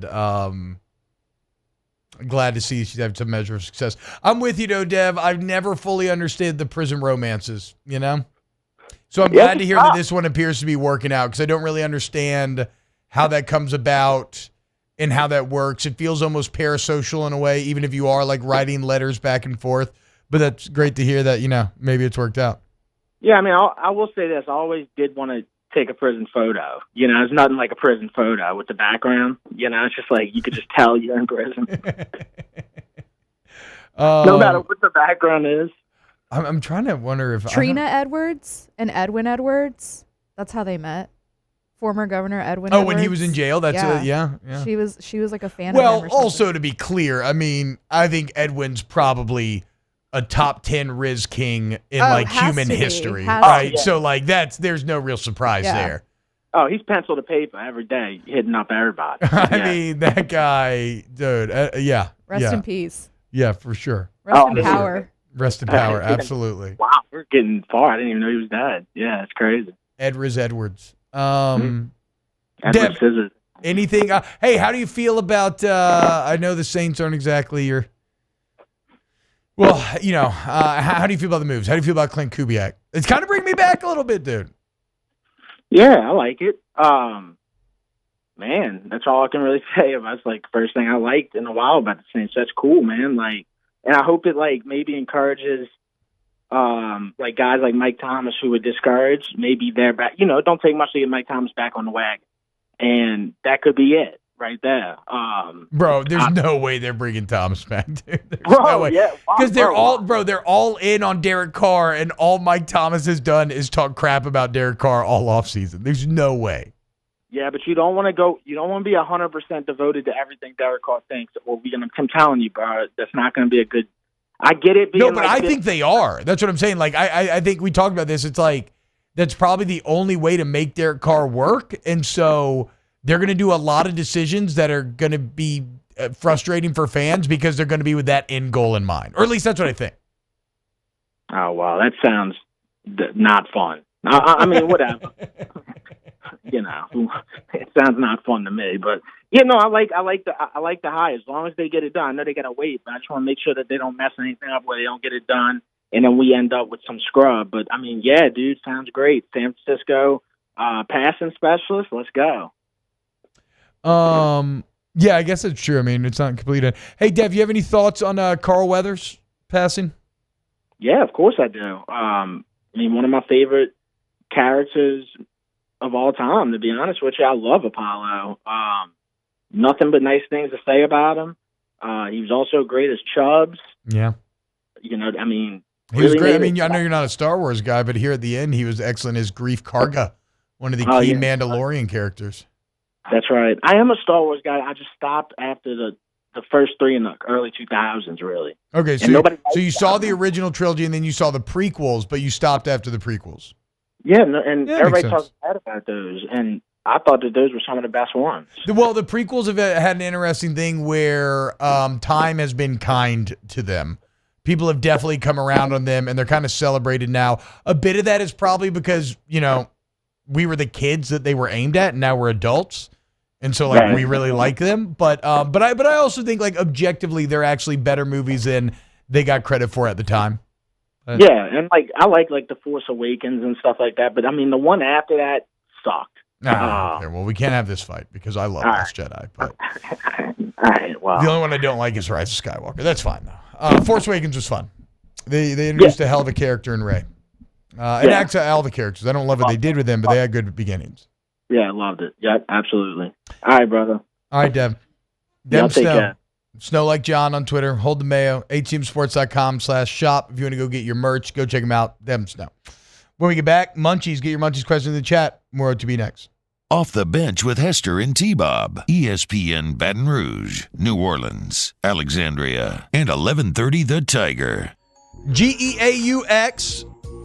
Tommys.com. Go Tommys.com is going to bring you to Tommy's Windows, Doors, and Siding.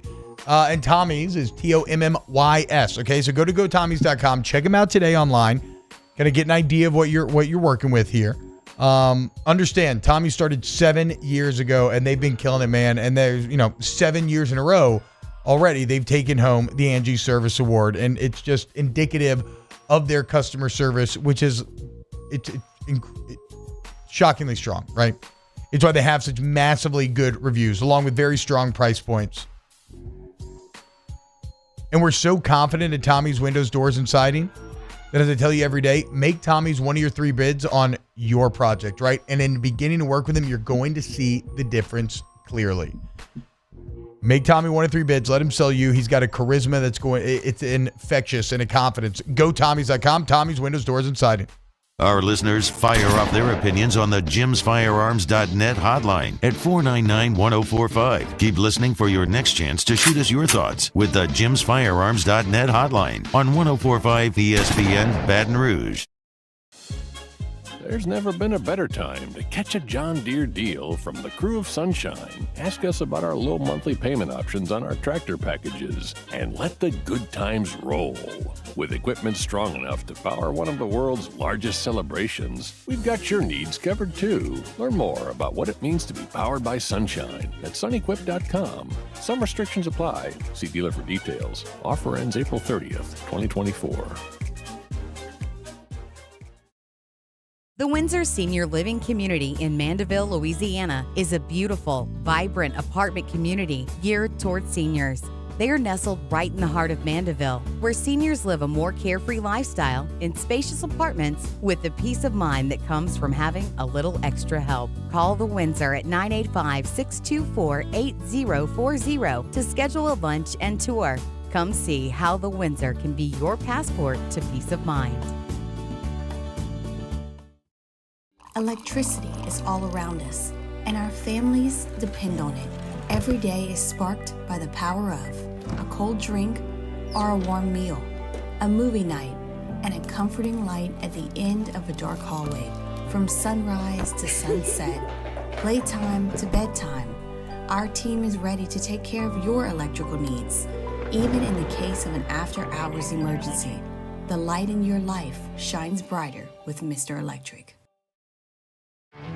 There it is, the extra mile, on the border of expected and extraordinary, for those willing to go further, like vans customized for work or play. with safety and tech to keep you connected. Supported by a 5-star sales, service, and finance team. And backed by the 1-star you know. So go the extra mile. It's never crowded because so few have what it takes to go there. Mercedes-Benz Vans. Hey, it's Matt Moscona. For years, you've heard me tell you about Insurance Network of Louisiana, helping you find better coverage for less money. But it's not just for your home and auto. They also offer commercial property. So, retail stores, professional offices like doctors, dentists, attorneys, clothing boutiques. Insurance Network of Louisiana can find you better coverage for less money. They service the entire state of Louisiana, and they're local. So call today at 293-0450 or lainsurance.net. I've been doing business with Luba for 25 years. They're dependable, trustworthy. It's just the attention to detail with our clients. Our folks have years and years of experience. They're highly trained professionals. But many companies have that asset. What I'd like to think makes Luba a bit different is that we use those talents in a way that truly is dedicated to serving the need.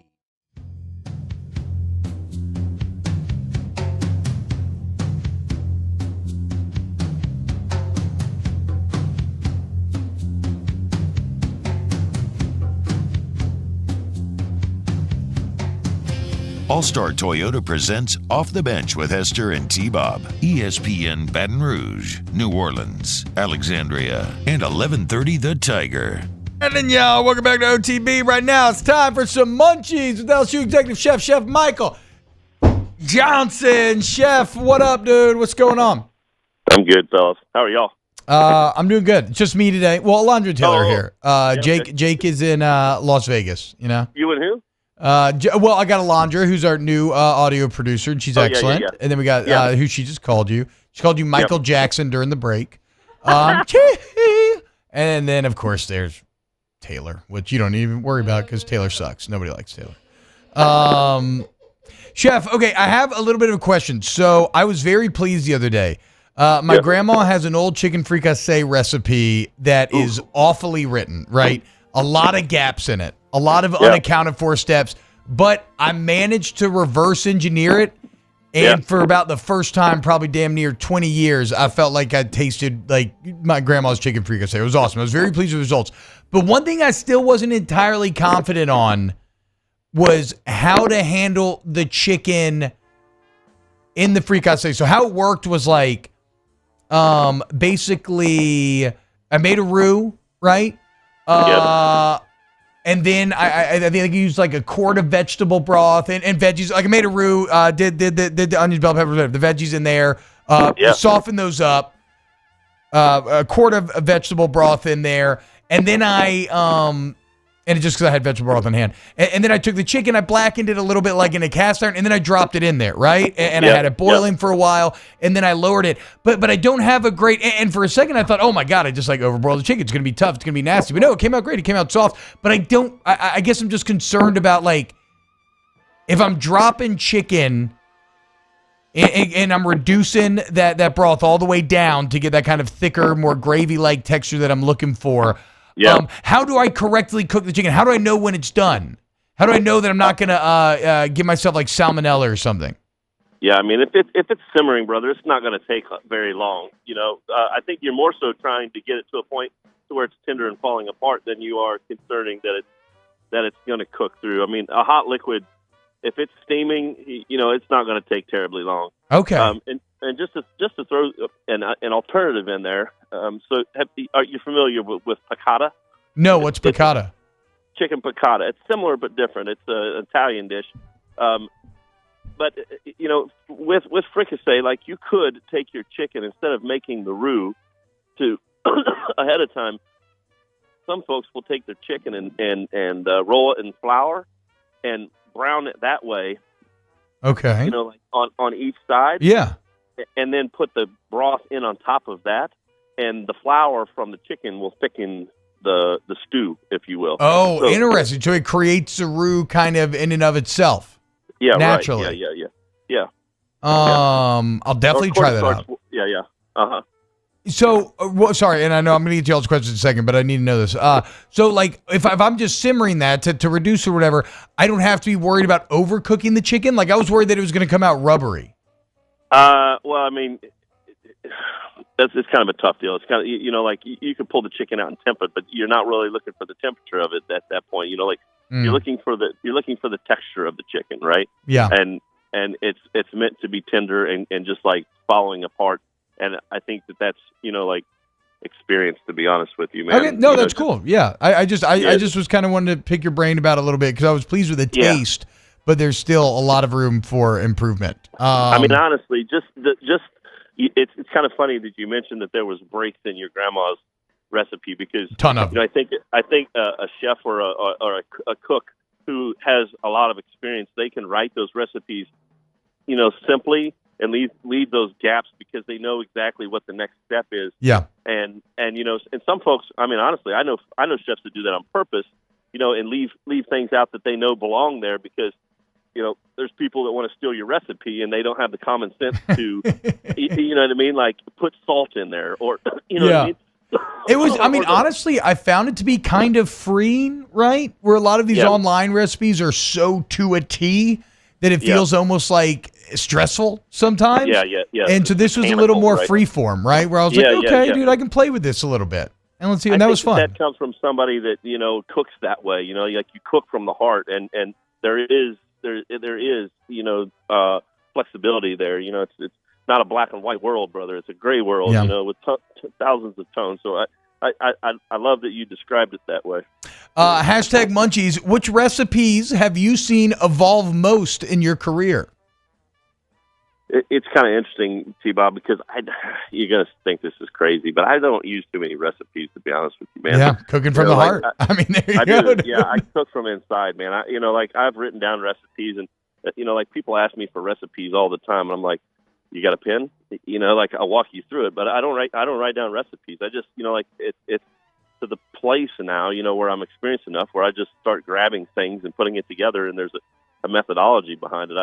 I had a good friend of mine from Seattle the other day, text me and ask me for a gumbo recipe, and it must have been a dozen different text messages of, well, you're not going to like this response too much, but here's pointers of significant bits of how I do my gumbo, but I don't really have a follow this methodology. Yeah. I bake my roux, I reduce I render the fat out of my sausage, and then I brown my chicken and pork or whatever it is, in that fat and pull it all out. And then I, will saute. You understand what I'm saying, and I texted him. I was like, did you get all that? But you've done similar things for me, Chef, like with the Thanksgiving turkey and everything, and it paid massive dividends. I mean, it was easily the best turkey I've ever made. Well, and that's what else too, T-Bob, is when you're reading the recipe point to point to point, you're not thinking about it. Right? Yeah. You know what I mean? Yeah. Like you're following somebody else's thoughts, and you're not using your own enough. And so I think like when I encourage people that way, it's a teaching process. I don't want to, like you don't catch a man a fish, you teach a man to fish, right? So, it's along the same principle process. Yeah. Hashtag Munchies. What does Chef think is the best Super Bowl food? The one that I don't have to cook. Well said. Yeah. You guys know this. Like if you put a dozen different types of wings out in front of me, I'd eat all 12 varieties. Yeah. You know what I mean? I'm a huge wing fan, and it doesn't matter if it's the tip, the wing tip, or the drumette. I can put a wing in my mouth and shoot it out the other side, and it's going to be clean. I like wings. Yeah, I call that the Scooby Doo. What about? Oh no, I was going to say for me, underrated sports food. A good charcuterie plate, Oh, absolutely. kind of dip in and out the entire day. You're drinking with it, like cheese, a little sweet, a little salty. It's very, very good. Absolutely. I'm kind of dirty like this too. Like if I make like a cheese dip or something, like I'll put ground beef and salt in it, but I'm putting some spice in there and some fresh cilantro, and I'm gonna make it so hot that not everybody loves it, because I know what, you know what I mean? Like, I know what I can tolerate. Hell And yeah. like, oh, there's a lot of dip left here. Yeah. Oh man, that's so good. It's purposefully spiking the cheese dip so that you maximize queso intake. Hell yeah. It's a passive spending of your food favorites. You know what I mean? Yeah. Hashtag Munchies. Do you sous vide protein with or without butter? It depends on what it is. You know, I've sous vide crawfish tails with butter, and it turned out excellent because, you know, like crawfish don't have a whole lot of fat in there to kind of keep them that way. But you know, I also flavored the butter, put some orange and lemon in there to help kind of brighten the flavor up, because butter, in essence, you know, like that, it is a really, that fatty umami texture and flavor of butter can overwhelm, right? So definitely put some stuff in there to help contrast. You know, acids help. You don't want to put too much acid in a sous vide, because the length of the process can actually make it, you can prematurely cook it to acid will, you know, and lemon juice in particular, because it's so strong, to where it turns into mush. So it's a comfortable balance of the butter and just a squeeze of lemon to kind of balance it out. I've still never engaged with a sous vide. One day, I'll try it out. Hashtag Munchies. When boiling potatoes, does putting baking soda actually make a difference? I don't put baking soda in stuff like that. Yeah, I put salt in there just to, you know, salt the water. Some people, you know, like that's not true. That, you know, like broccoli, you know, like you can put a little bit of baking soda in there and it'll help it keep it green for longer.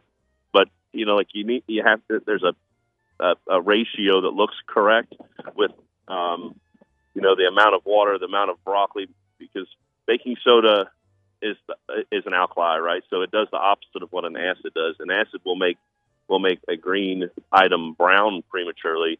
Baking soda will turn it bright green prematurely, and it won't be cooked through all the way. So, you know, you have to be careful of how much you do that. Yeah.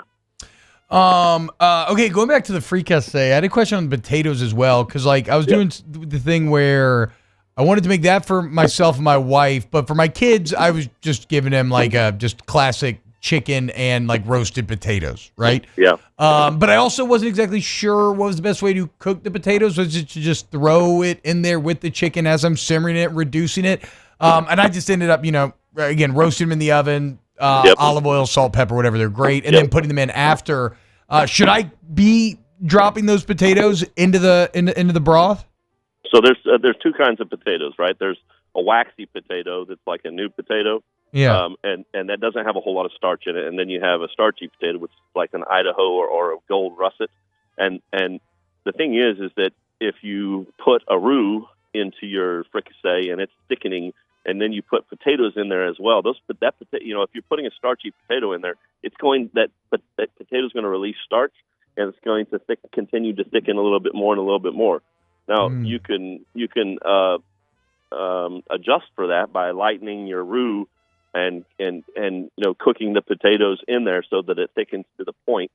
Also, you can like simmer all that stuff without roux, without thickener, without anything, to a point to where it looks like the potatoes are cooked through. Remove some of the potatoes and puree them, and then add them back in. That it'll thicken that liquid up like almost like a chowder, you know what I mean? Like for sure. You thicken the milk with potatoes in a chowder, and it's just enough to add that kind of consistency that you're looking for your palate, you know. And so I don't think that the roux is absolutely necessary, especially if you're using the dip the chicken in and then put it in the liquid. So I don't know if I've complicated that more for you or not. No, I mean that's kind of the great part about it, right? I'm just going to keep messing around with it and experimenting with stuff. Hashtag Munchies, do you usually use sweet onions or yellow onions in your recipes? Sweet onions. Yeah. There you go. I can't think of them.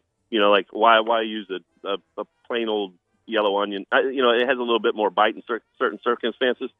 I will tell you, you know, like there's times like if I'm serving it raw and I'm going to shave it super thin and put it on a sandwich, I might use a yellow onion for the bite. But I just like the flavor of sweet onions. You know, you can do the same thing with them and have a little bit more character.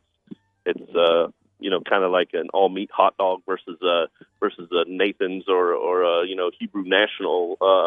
You know, like the flavor's better. It just has more character to it.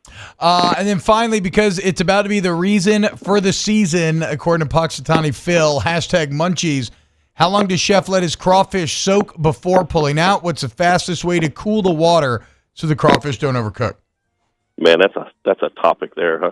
Yeah. I feel like I'm about to step in every Cajun's opinion and emotions right now, yeah, man. it's a bit of a hornet's Yeah. nest. So I go 11 minutes. I will bring it up to a boil, cut it off as soon as you see it bubbling, cut it off, and I don't put ice or anything in it. You know what I mean? I have put water in it.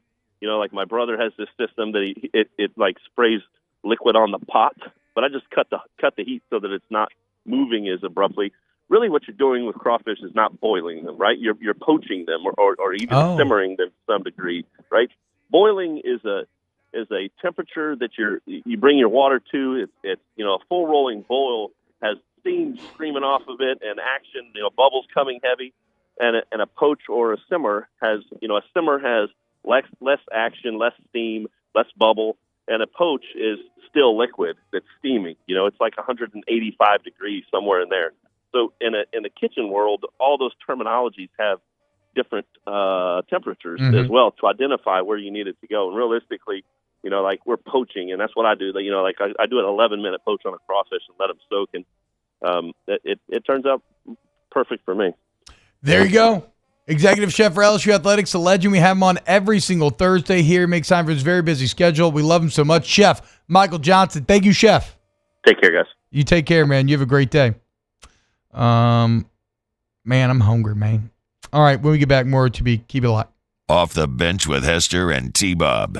What do you think when you see the red can on your neighbor's yard? The red trash can I'm talking about. You know what that means, baby. That means trash rangers. Listen up.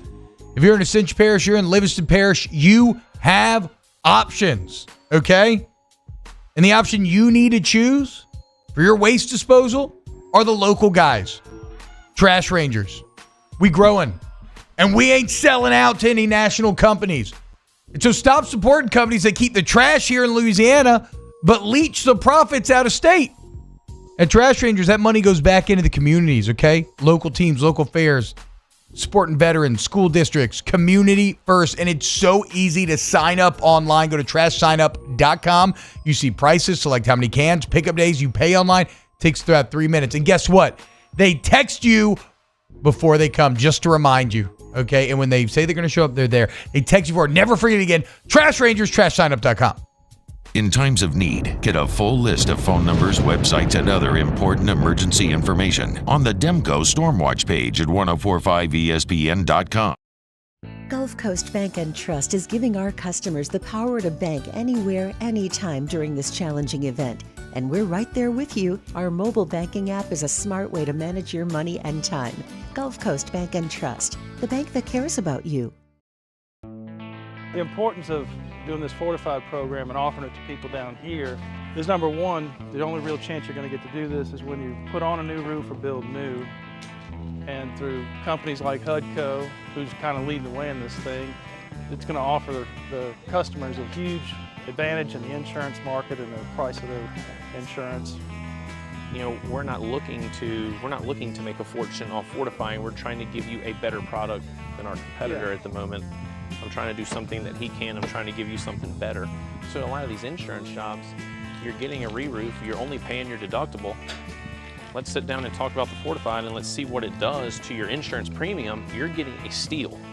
Yeah. You're getting a brand new roof and a Fortified certificate for your deductible, essentially. I think we're rocking and rolling.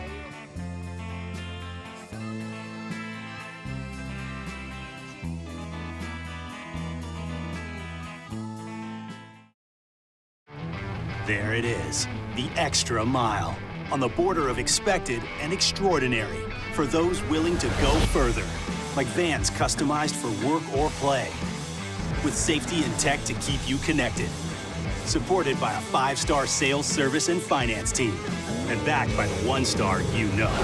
So go the extra mile. It's never crowded, because so few have what it takes to go there. Mercedes-Benz Vans. Yo, Jake here from my friends over at Community Steel Company located in Gonzales, Louisiana. The local place you can turn to for all of your metal building needs. Notice I said local, not Houston, not Dallas, not Atlanta, but right here in Gonzales. Visit them at their brand new state-of-the-art website at communitysteelco.com or pick up the phone and give them a call today to answer all of your questions on your metal buildings, roofing and sheet metal, and any other steel needs you or your business need at 225-647-2020.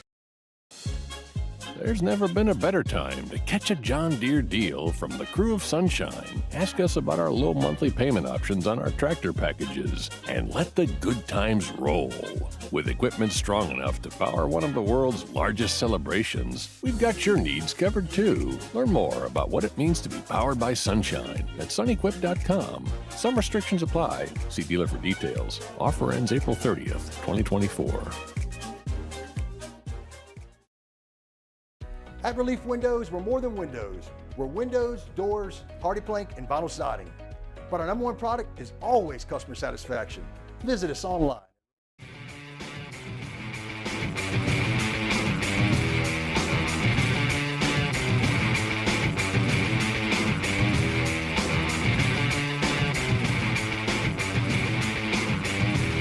All-Star Toyota presents Off the Bench with Hester and T-Bob. ESPN Baton Rouge, New Orleans, Alexandria, and 1130 The Tiger. Yo, what's going on, y'all? Welcome back. OTB, Thursday, February 8th, and it's a special day because it is opening day for Tiger Park. That's right.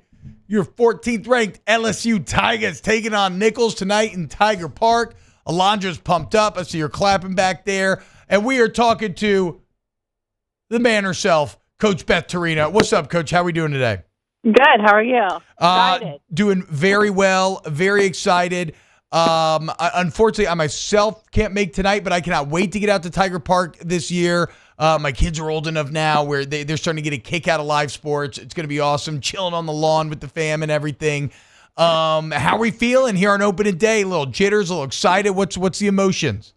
I'm feeling good. I'm feeling relaxed. I'm feeling ready. I think this is probably the most relaxed I've ever been walking into an opening day. Just when you're right in a lineup with 8 seniors in it, I think it's easy to feel good. Well, and 8 seniors that are not just upperclassmen, right, but have been forged in the crucible of some of the hardest schedules against the best competition week in and week out. Of course, this year going to be no different. But do you feel like these last couple of years, these kids' experience, how many dividends do you think they're going to pay this season? Well, they've played a top 10 strength of schedule every year they've been here. We've played one every year of my career here at LSU. So, I mean, they've played against the best, and then they have so much experience. I mean, Sierra Briggs has 613 college at-bats. I think, somebody told me if you add her and Pleasant Petty Coffee, it's 2,000 college at-bats, and that's just 4 of them, right? So they have been in all of the moments, and they have been through it all. I hope they just allow their experience and all of that to take over, and they just play free and play themselves. I know you guys always like the message. The message of the week has really just been to be us, man. Play the game, not the opponent. And if we play the game, I think we don't have to gimmick anybody or trick them. I think we're talented enough that if we play LSU softball, we're going to be in good shape. A ton of games going down this weekend as well, Coach. So you're over to tonight with Nichols. Then the LSU Invitational going down over the weekend. You're going to have 2 games on Friday, right? I believe they moved up the Friday game, one of the Friday games to 4 p.m. Central. And then the second one's going to be at 6:30 Central. And then on Saturday, 1:30 and 4 p.m. again against Pitt and Memphis. I guess Sunday's inclement weather kind of moving things around. Sheesh. Drop the hammer, 5 games in 3 days. Is my math even? Yeah, I think my math's right there. Are we conditioned for that? How are we feeling for that? I mean, we're pretty tough in the sport of softball. Yeah. I don't know how the football thing goes, but we're pretty tough in the sport of softball. So, we can just go out and do that. That's how we open every year, and we're ready. They're in great shape. We have the best strength coach in the country. So, Melissa Steele, she's got them ready, and we're excited. And so, again, a ton of opportunity to get out to Tiger Park this weekend. Of course, I dropped the ball today. It's a new season, and I'm still out of practice. We will normally be talking to Coach Torina every single Thursday at 8 a.m. as we get ready for the upcoming weekend. More of a general question here about women's athletics, Coach. We are in a bit of it almost feels like a zeitgeist, right? A bit of a revolution on the women's athletics forefront, especially when it comes to college sports. What is it? Is it validating, gratifying? I don't know what the word would be. How does it feel seeing like sports like softball, gymnastics, volleyball, like women's basketball just exploding right now in terms of viewership, investment, all these sorts of things? It's honestly, it feels deserved, and not Well for said. me. It has nothing to do with me, but I watch these women every day and how hard they work and how talented they are. And, you know, I have a firsthand look into what they do in their lives, and I just think they deserve the attention and they deserve the opportunities and all of the following. They are really, really special, and they deserve the attention. Coach Beth Torina, LSU head softball coach, the legend herself, opening night tonight. LSU at Nichols and Tiger Park, and then again a doubleheader at Tiger Park tomorrow night, afternoon and night, and then a doubleheader on Saturday as well. So you want to go out, watch some great competition, have some fun with you, the family, a date, whatever. Get out to Tiger Park this week. Coach Torina, thank you so much for making some time with us, and best of luck tonight.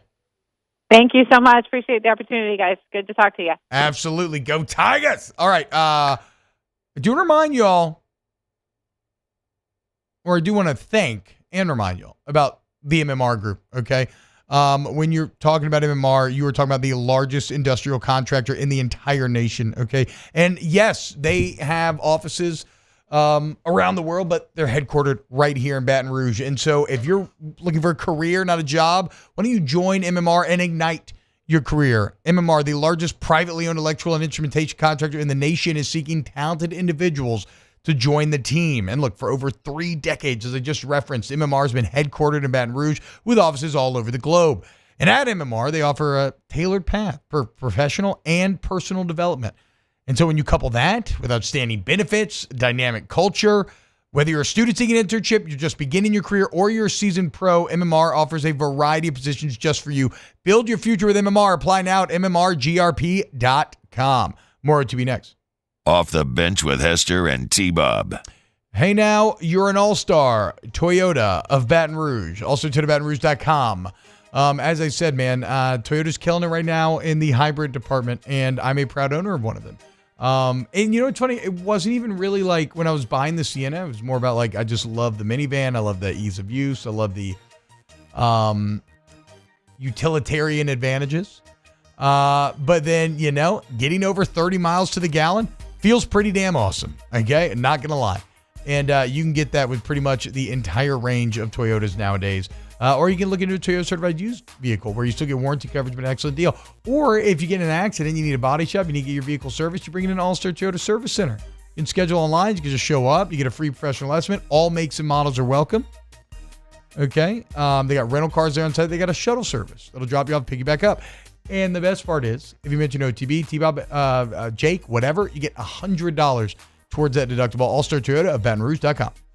Our listeners fire off their opinions on the JimsFirearms.net hotline at 499-1045. Keep listening for your next chance to shoot us your thoughts with the JimsFirearms.net hotline on 1045 ESPN Baton Rouge. Gulf Coast Bank and Trust is giving our customers the power to bank anywhere, anytime during this challenging event. And we're right there with you. Our mobile banking app is a smart way to manage your money and time.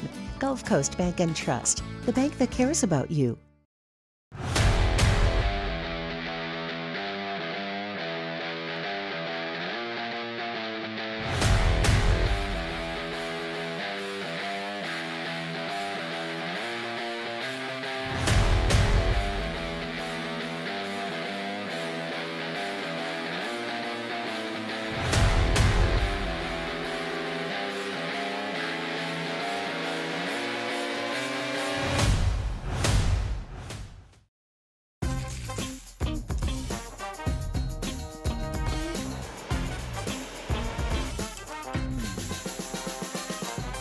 The best-kept secret in town is out. Discover Tallulah at the Renaissance Hotel on Bluebonnet.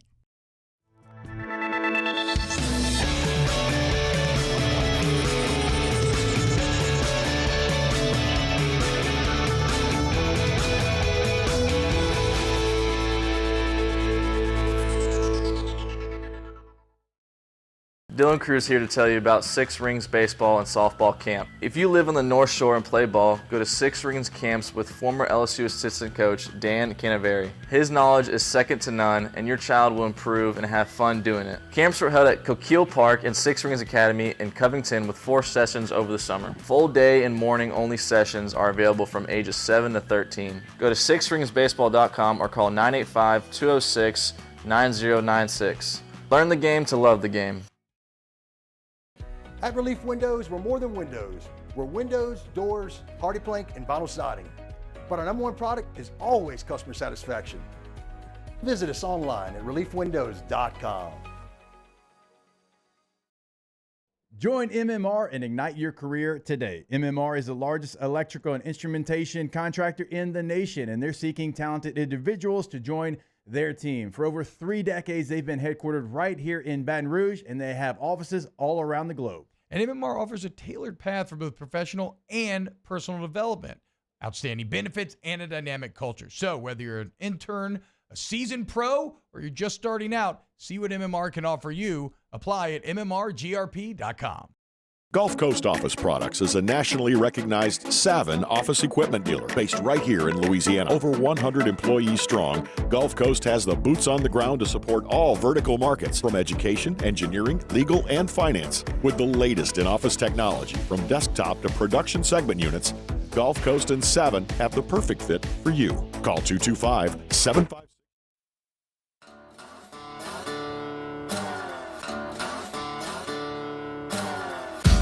All-Star Toyota presents Off the Bench with Hester and T-Bob. ESPN Baton Rouge, New Orleans, Alexandria, and 1130 The Tiger.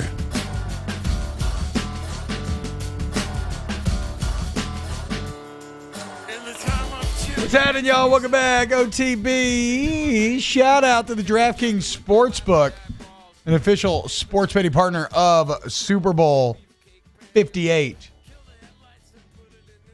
And of course, you know, we got a great deal going down for you. You bet $5 on the big game. You get $200 instantly in bonus bets, win or lose.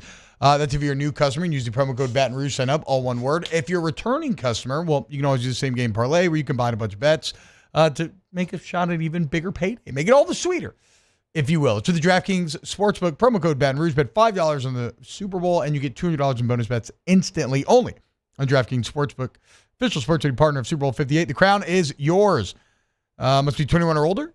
Physically present in Louisiana. Select parents only. Bonus bets expire 168 hours after issuance. Eligibility, deposit restrictions apply. Terms of sportsbook.draftkings.com/football terms. Licensed partner, Golden Nugget, like Charles. Gambling problem. Call 1-800-GAMBLER, 1-800-426-2537. All right. Ask the Bench. Brought to you by Cold Coors Light. Visit our Tilted Blue Moonlight Sky Citrus Sweet. Favorite chicken wing flavor? Just actually like normal buffalo first. Just a normal classic hot buffalo. Yeah. Then I'll go, I love anything kind of like Korean, like any like kind of sweet heat. Korean Asian. barbecue. Yeah, that's Korean what I was barbecue.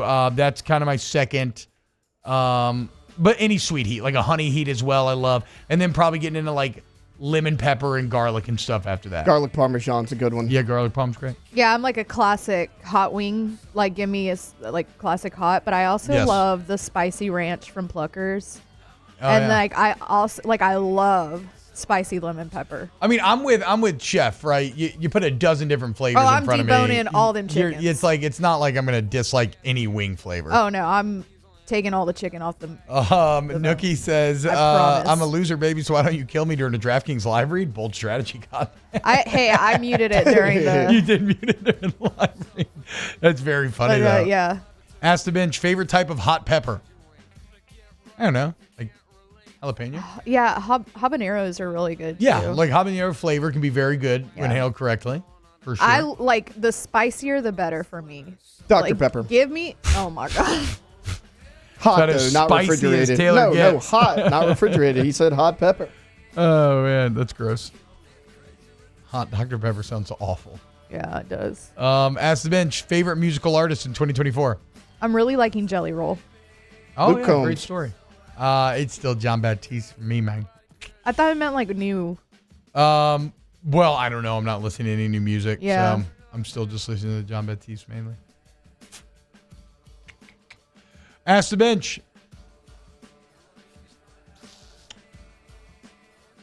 T-Bob, are you going to work in inappropriate genitalia / sexual innuendo jokes into chess play by play? Have you been practicing? I imagine they'll come about quite naturally, right? Seems to be kind of why you bring me on board. Even though I'm already, look, I love the football and chess metaphors, so they're going to be popping off, right? Your pawns are obviously your O-line. Your receivers are the rooks. Your tight ends and running backs are your bishops and knights. Queen's the quarterback. King's not exactly represented. You could say like the head coach, but I don't know. Favorite beer to drink with hot wings? Cold Coors Light, Vizzy Hard Seltzer, and Blue Moon Lot Sky Citrus Sweet. We love Cold Coors Light. I love me when the mountains are blue. Yeah, hell yeah, dude. Tell them. That's my walk-on's order, T-Bub. Ask the bench. Tall Coors Light. Favorite Pelicans uniform? Skeletons. Skeletons coming strong right now. When combined with the court. Yeah. I think they look maybe a bit odd when not on the court, but yeah. Ask the bench. Favorite Mardi Gras throw to catch? I don't know. Beads. I love I like a nice set of beads though, right? Like nice plastic, maybe like a thick ornamentation on it or something. They got like the medallions on them and stuff. Yes, yeah, that's my favorite. All right, I close down the show. Love it. Off the Bench with Hester and T-Bob. RejuveMeMedical.com. Restore me, refuel me, rejuve me. Love you all very much. I hope you all have a wonderful day. One day which you can make your day a bit better is by turning back the clock and fighting the untreated effects of aging. Okay, so whether it's facial aging, mood and memory problems, insomnia, weight gain, not seeing the returns from your physical activity that you used to, these are all aging effects that are understood and that are therefore compatible. And at Rejuve Me, you get that free consultation, get your labs drawn, and you put together a customized plan for you so that you get to where you want to be, right? Younger, better, faster, stronger. Recapture that youthful, energetic feeling. They're in Baton Rouge, Slidell, Metairie, now Shreveport as well. Maybe it's HRT, maybe it's not. See what it is. Go to RejuveMeMedical.com. There it is, the extra mile, on the border of expected and extraordinary, for those willing to go further, like vans customized for work or play, with safety and tech to keep you connected, supported by a 5-star sales, service, and finance team, and backed by the 1-star you know. So go the extra mile. It's never crowded.